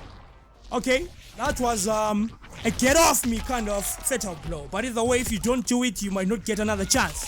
So it's a ride or die kind of thing. 328, decent damage from a fatal blow. Blood Siphon kind of stopping the pressure, and this gonna decide our game. This is still a first to 2 run, so 4 years wasted has invested his skill in this set. Not bad from TMF Mswenya. quite a showing since he actually transited from FIFA into the FGC. So we didn't expect him to do anything else other than what he just did right now. He played good. So we're gonna move on with our bracket. Gonna ask from guys in, they'll update it for us when we see what we're gonna do. Okay, looks like it's gonna be Ninja coming to the scene, and this is gonna be a rampage from last time. Apparently, I'm gonna be playing him whosoever I am. You are going to die. This time you have to be there, beat Jack to say yourself.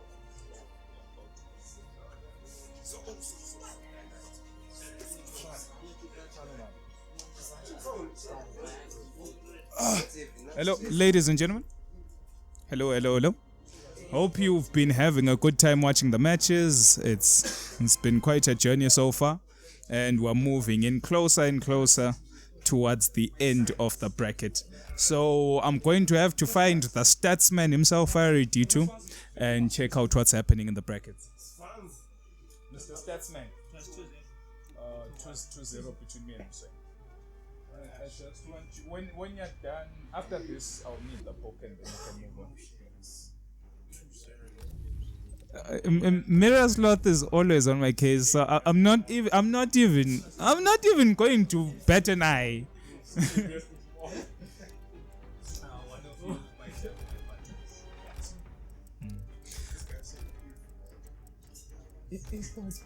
What happened? Mirrorslot is just coming in with a bottle of paraffin, just dousing people's fires. Aaron Black. Okay, people are fighting for a button check right now. This is the real set before they actually play.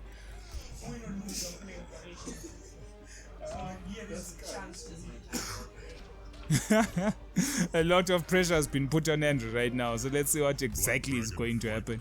But one thing, just a small issue I had with Aaron Black in MK11. Okay, Ninja is listening to what I'm about to say, so I don't even know if I'm supposed to say it or not. But Aaron Black, with like in X with the mask, he was always a mysterious fighter. It was something cool about him. No one actually knew who Aaron Black was. But now in MK11, giving him a face kind of just takes away the mystery. And yeah, true, exactly, pretty much exactly. That's a very good example. It's like someone actually removing Jason's mask, and then you see it's that guy who works at the store next door. So it's one of those, no one really needs to see that. And I feel like the mystery was actually part of the coolness of Aaron Black. He was this cool cowboy that no one knew who he is, where he's from. He's just a badass. Now it feels like I kind of know the guy. It's like he's from my neighborhood. I think this is the most violent button check. Oh, oh my, oh.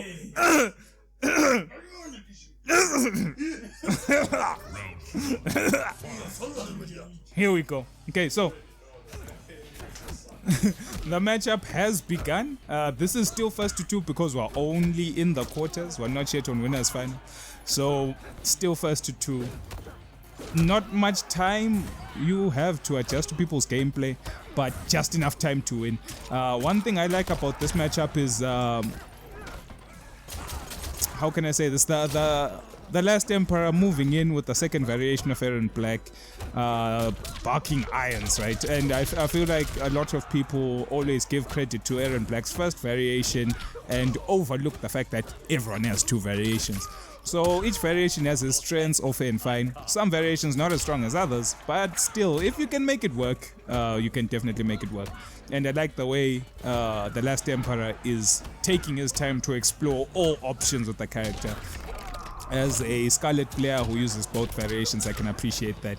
I like the way Ninja was going for the big conversion there. Oh no! The run cancel! Oh!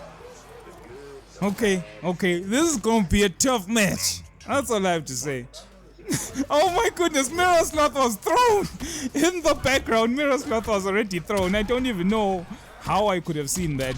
But at least the saving grace of the slide mix-up is the fact that the slide is actually very unsafe. So in the face of the last Emperor, he has to take a very big risk. Both options are not actually in his favor. My word, Liu Kang's hitbox went all the way back. I don't even know if that's a common thing, but I've seen it before. Certain players who just whiff throws and still get out of range of down 2 situations. Okay, the man gets the reload. That's actually quite cool. Next time he gets the conversion, he'll be able to make a big comeback. Oh my god, what is that damage? Okay, now in this particular situation, Ninja is in fatal blow territory. Oh no! Just out of range. That was great awareness by Ninja to realize that the move has whiffed and down to it. Okay, almost great anti-air. Okay, nice apparate down 1. Oh no, high whiffs. Tech roll gets snuffed.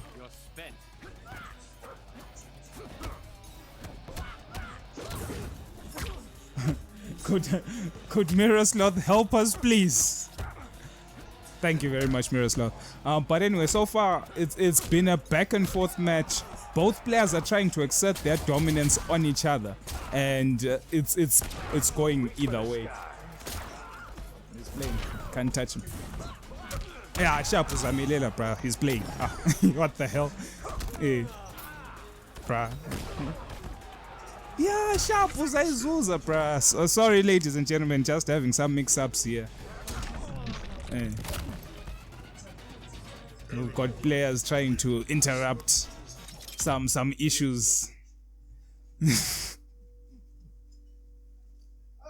But anyway, that was the last Emperor taking the first match. I don't know. I'm at a loss. Yeah, I don't even know what happened. But anyway, the last Emperor clinched it. I'm more interested to see what Ninja can do to turn this back. If I were to try guess the situation, I feel like right now for this matchup in particular, whoever gets the knockdown is in a very good position, and I feel like Ninja he's been starved of knockdowns. people are loving the gameplay. Miroslav, whose side are you on? Oh my goodness. I feel like right now, whoever can capitalize on the knockdowns is in a much better situation. I like the empty jump into throw. He's trying his best to get out of the situation, but the anti-air fatal blow, that's quick, very fast high, hits quite well in all situations. $1 for 2 apparently. And that's the last Emperor moving on to match point, set point. I don't know what Ninja can do to get out of this particular situation. I personally don't want to fight against this guy, so Ninja will be helping me. Oh no. Guess the command grab. It's tricky. I've never had situations like this where both players are trying to chase after the same resource in the game, that Oki, and one is being starved from it. So Ninja has to find a way, one way or another, just to get that hard knockdown, and then he can exert his pressure, because he's been getting reads on the wake up throw.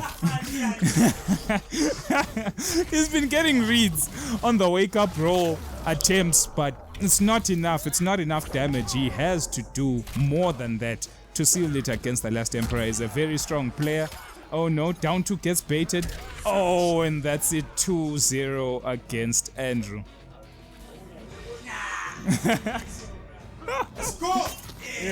Yo. That's tough. That was winners quarterfinals. Ninja has been moved onto the loser side of the bracket, and things are quite tough.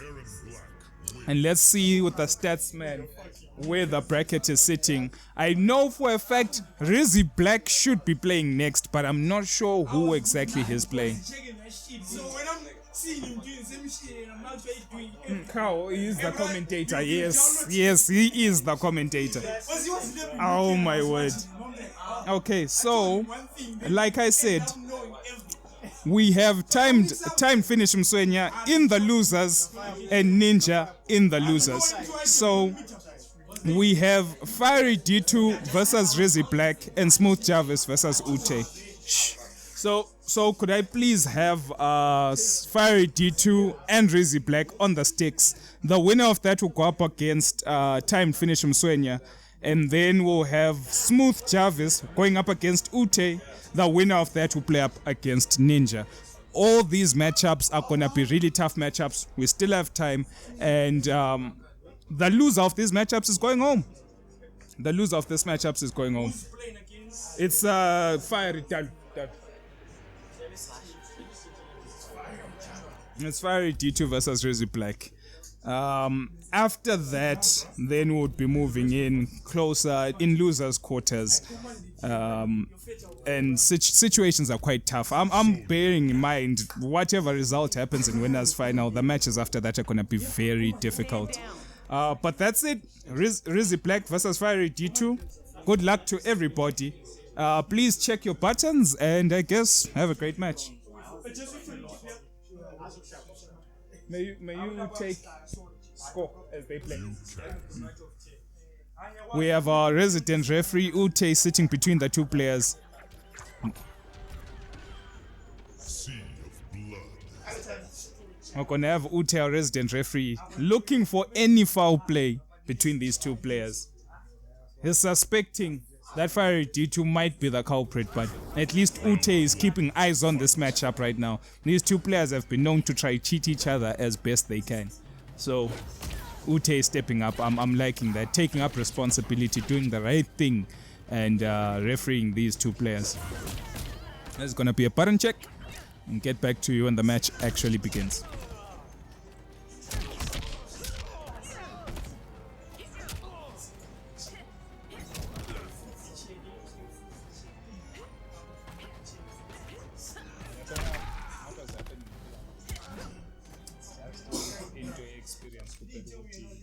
When you get put in certain situations on Agile, you start resorting to the things that you know.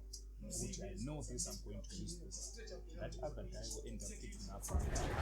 He's trying all the time to win. Yeah, you should be able to identify in your strategy. Ready to kick things off? Your footwork's no match for mine, Sonia. Kick for kick, I'm kicking your ass. Round one. Fight. Okay, here we go, ladies and gentlemen. I was just in the background talking to Seola himself, the resident Jax player, just talking just general matchup information, how experience is a big factor in these matches. But moving into the current match that's on, we have Rizzy Black on the player one side, still playing Ringmaster Sonya. He's sticking to his guns. I appreciate that, especially in the losers bracket where you have no time to fool around. And then we have Fiery D2 moving on to his Liu Kang. This, I like this. This is a return to form. People who may not know, during our times playing MKX, Fiery D2 really loved Liu Kang. He used to use Dragon's Fire, he used to use Flame Fist, he used to use Duelist as well. He used every variation of Liu Kang, just like how he used every variation of Kenshi, and he really loved the character. So this is a return to form. He feels that Liu Kang in this game doesn't really fit his hand, but at least he's implementing quite a lot of things. I like the safe pressure, where you just have to respect what Liu Kang has to do, because as a character he's like, oh no, crush! Oh no, it wasn't the crush, it wasn't a wake up attack. Oh my word, the man threw the fatal blow. Okay, I was saying that this is a return to form, and I mean it. It's over. It's done now. Yeah. You can't just wake up for free no more, man. But I like that D2 going back to his guns, going back to Liu Kang, and it feels like he's in charge of the matchup right now. Fair play is still in order. Ute is still watching both players. This is going to be a big match. If Rizzy Black can't turn this around, he'll be out. He'll be going home early against Fiery D2. Let's see what can happen in this final match in D2's favor. If he can get this, he'll be, oh no, he'll be moving on to play Mr. Timed finish himself. So I don't know. I feel like Mswenya should be paying attention, close attention to what's happening in this matchup right now, because one of these players will be going up against him. Oh no, the parry cancels. Hands up. Here we go. Okay. Fiery D2 going for hard reads, but this is exactly what I was talking about Rezi Black. A very patient player. Sometimes he can get wild with his punishes, but Mirror Sloth crying in the background. I don't know what's happening. Oh my goodness, the overhead. Oh, he didn't get the guy was way too high. Liu Kang, not low enough. Okay. Oh no, chip was a problem. But like I was saying, Rezi Black is a very patient player. He doesn't take risks when he's not sure of the situation. Ninja trying to coach his friend, but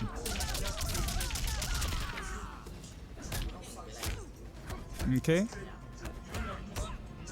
Here we go. Pressure in the corner. Oh no. Okay. D2 putting in a clinic right now.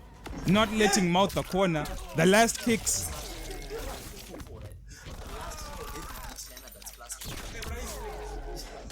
I love the way Ninja is just distracting. Yes, exactly. Ute finally stepping up. Oh no. Mercy! Hey! Let's see. The crowd was chanting mercy. I don't know why I chanted with them.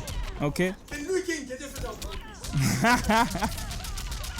Oh my word, and that's it. Fiery D2 taking it against Rezi Black, sending him out of the tournament with his Liu Kang. Time finish. With his Liu Kang. Not yet, not yet. The next matchup is gonna be a tough one. We're gonna have Ute against Smooth Jarvis. Oh my god! Mirror Sloth is not happy that Ute is still in the tournament.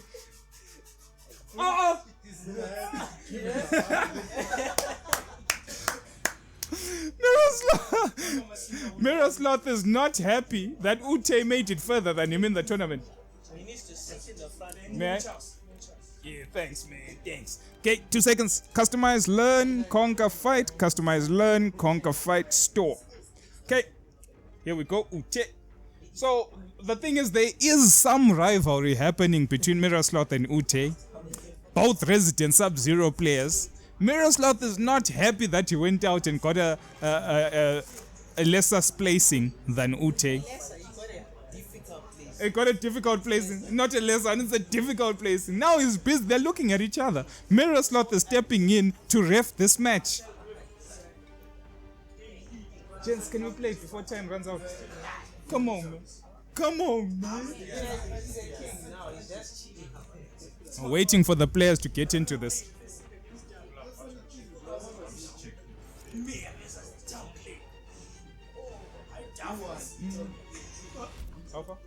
Scorpion. Okay. May you I'll be back.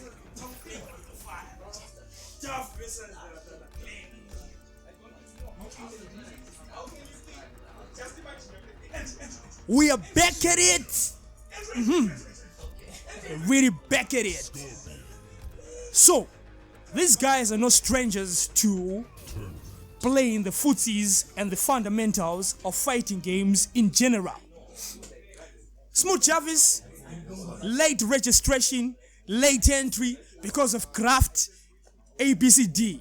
He's going against Ute, who's a Scorpion main, even though he plays a lot of characters.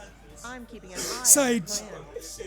Trust, but verify. Oh. Is it a button check?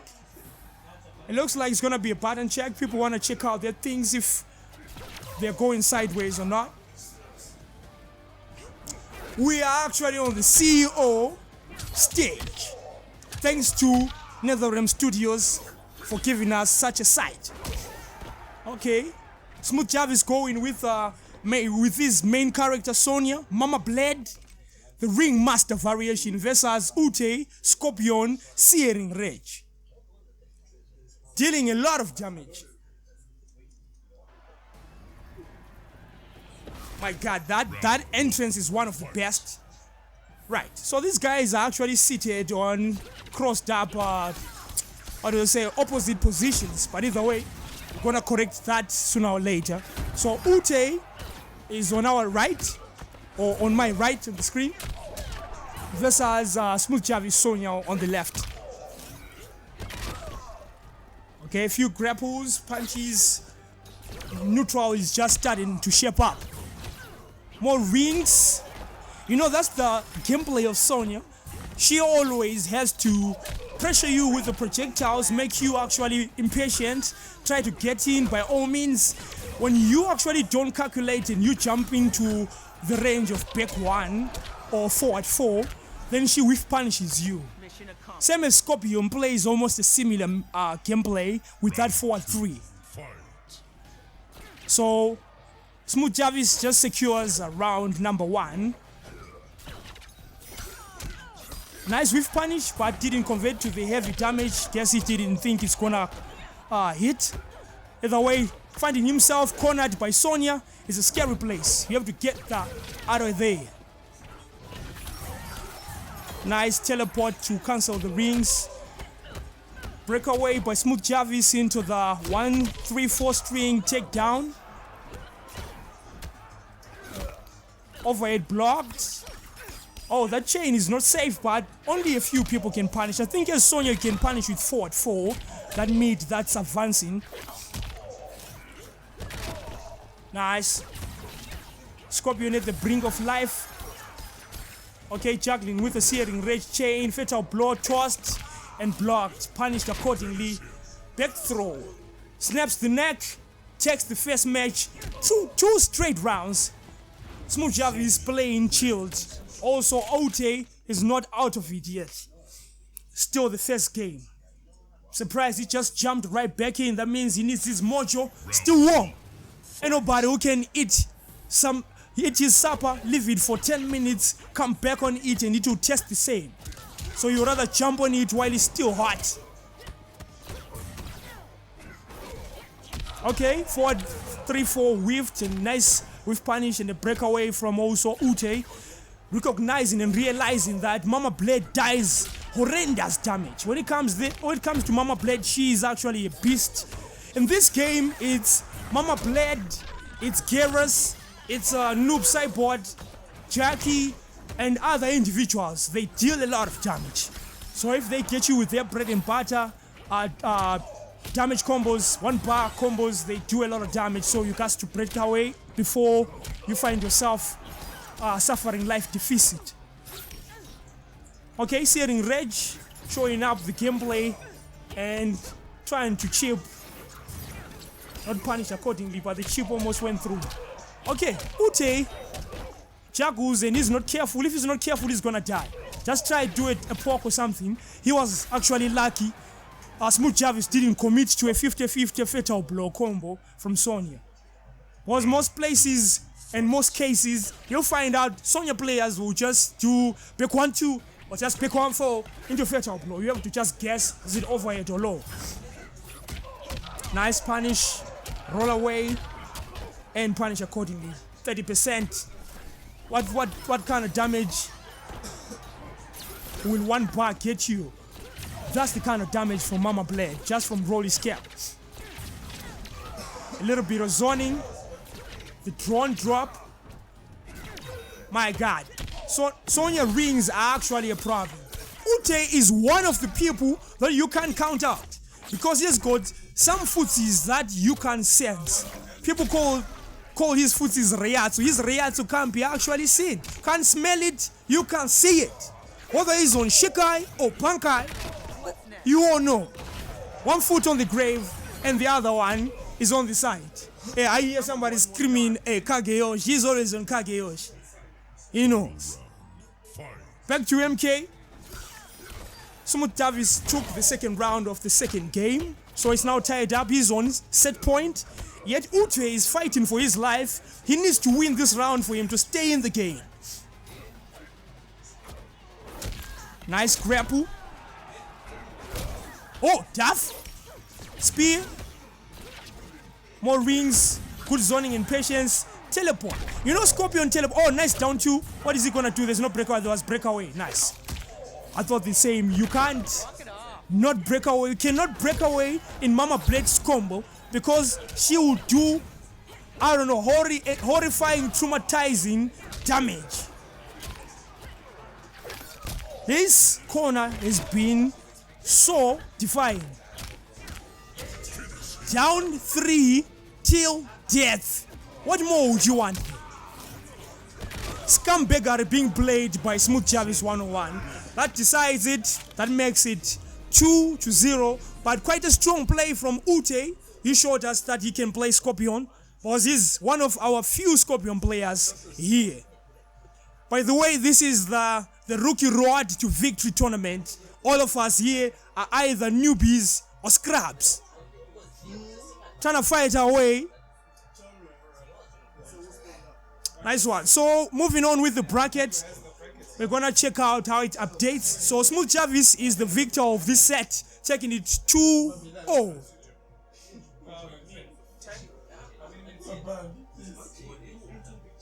Wait, guys, 35 minutes. So let Sonia play it. Then we I'll be on the bracket, then I'll cut. Okay, so our next matchup is gonna be TMF Mswenya, the newbie, playing versus Fiery D2, a veteran. Even though also he is actually new to MK11, the game has been only 3 months, so people haven't figured out exactly how to best capitalize. Right now it's Sonia One.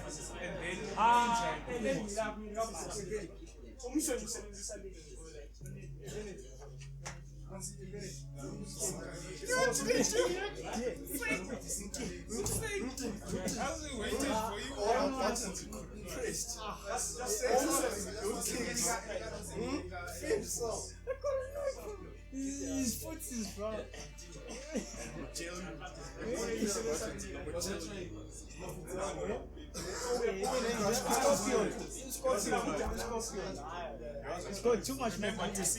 Yeah, to sync on. You've desynced. Just go too many.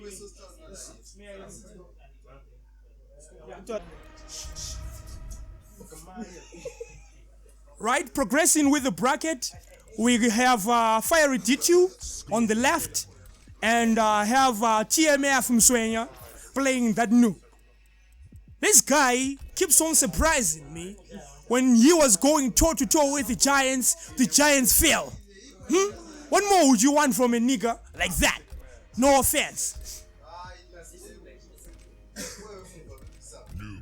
Noob always has one of the gothic kits ever. My God. Chaotian Edge.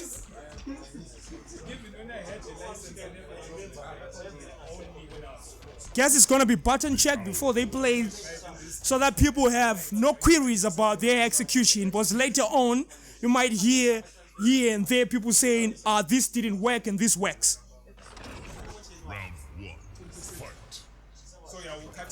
That's gonna hold for the match. So let's have a quick button check, because we are running low on some other stuff. We need to really play quick. So guys, just wrap it up. Test your buttons, see if they work, then you play. Because we have to move code speed.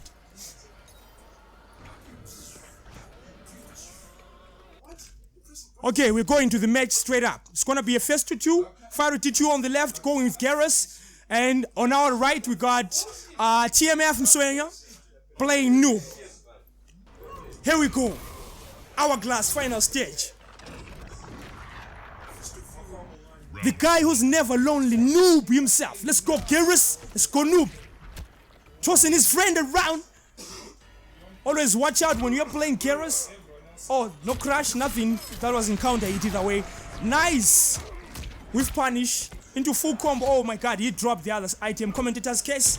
I actually apologize. Another try. He's playing. No breakaway from Fiery D2, and he drops again. But either way, it's G. Maybe it's a setup. Let's go. Forward 2-1-2.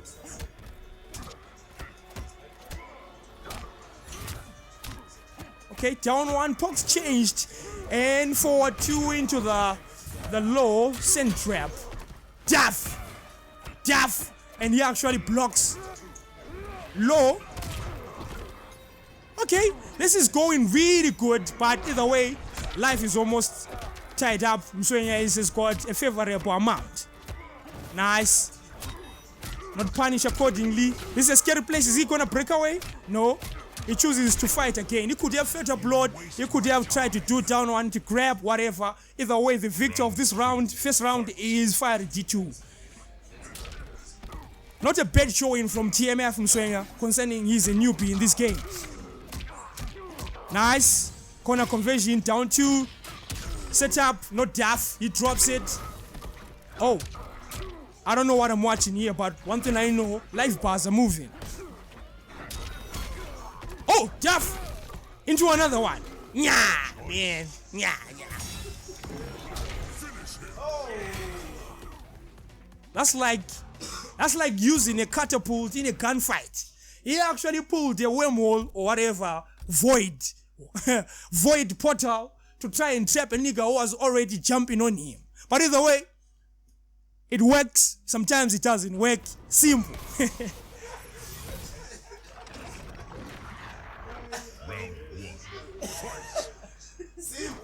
Moving on to the second game.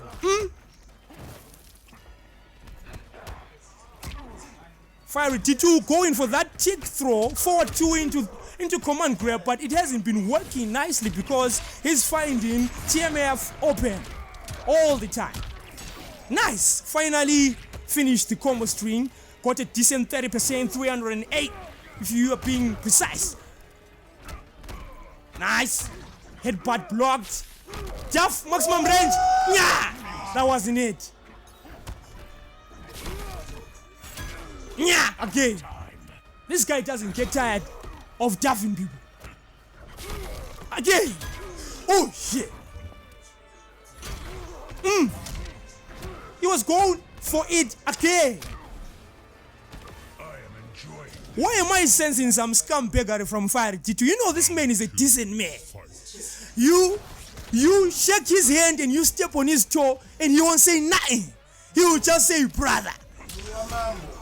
But you will be stepping on his toe. But step on my toe, you might actually forget who I am. And remember what just happened, bruh. Okay? TMF Mswenya is actually playing nicely. Everything is really looking okay. Trying to level up to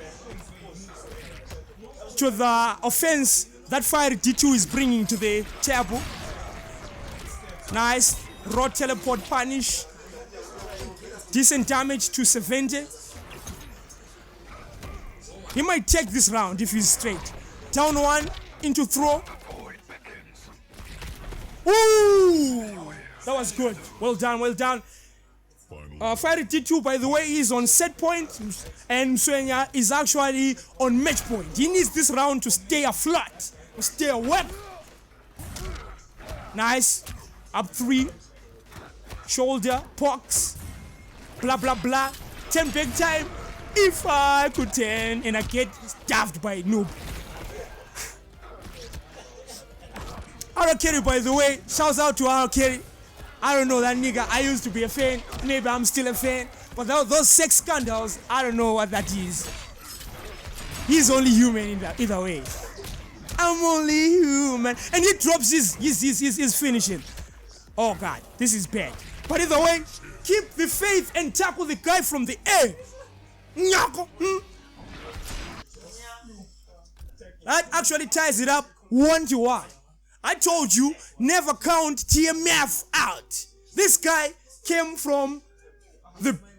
I don't know where he came from. He came from the mud. Where did you came? He came from the mud. This nigga came from the mud, nigga. Came from the mud. All he knows is actually standing up to people who actually act like bullies.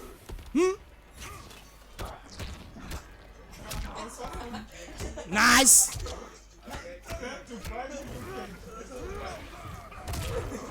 Okay. Strong showing from Fire T2. 4-2-1-2. Keras is just really good. But TMF is actually standing up to the good offense, good pokes, good meats that this character has. And by the way, this is new era Garrus, meaning he's got access to a command grab that actually walks you or runs you almost 2/3 of the screen. Who actually does that? Corner carry more than corner carry.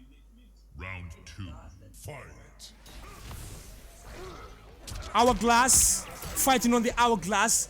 The mistress here, Chronica, has to be really watching this match closely because his soldier Garrus is doing her proud. But either way, TMF Msonya refusing to get daft, even though he has sunk onto the sand traps 3 times in 1 round. Daft. Up 3, wake up, invulnerable. Are we gonna see a conversion? Yes. That was in the meter ban. Chose to go again. One more time. He's now trolling either way. I just wish he dies, at least this round. Okay, TMF Msonya goes, he still dropped it. Either way, maybe it's a setup, I don't know. Still got access to fatal blow. He might bring this back if he juggles nicely. Yes! Yes! That's biased commentary. I'm actually happy. Biased commentary on this thing. This is my boy, of whom I am pleased, the Bible said. And it's my part of Bible, quoted from the real Bible. So he stays alive. Set point. That's what God tuned. This is my son, not my daughter. Let's go, TMF. Bias comment on this thing. Fire T2 is a veteran, so I don't support people who are more than gods. We support people who are trying to step up to gods. Earlier on, you saw the town clerk versus the mayor. Dub City.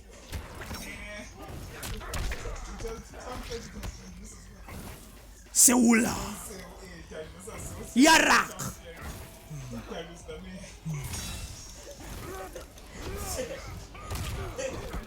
Things are looking rather suspicious and boring. I know how horrendous and how boring it feels, how jailing it feels playing against Garrus, who's gonna always sink you down the sand. That sand trap is just boring. They have to nerf this type of, I don't know, special move, make it a meat or something, because this is cutting people from moving.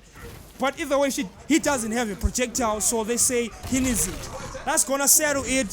Some X-ray scan, I saw ribs cracking. That takes the game, but nevertheless, Msonya played really strong.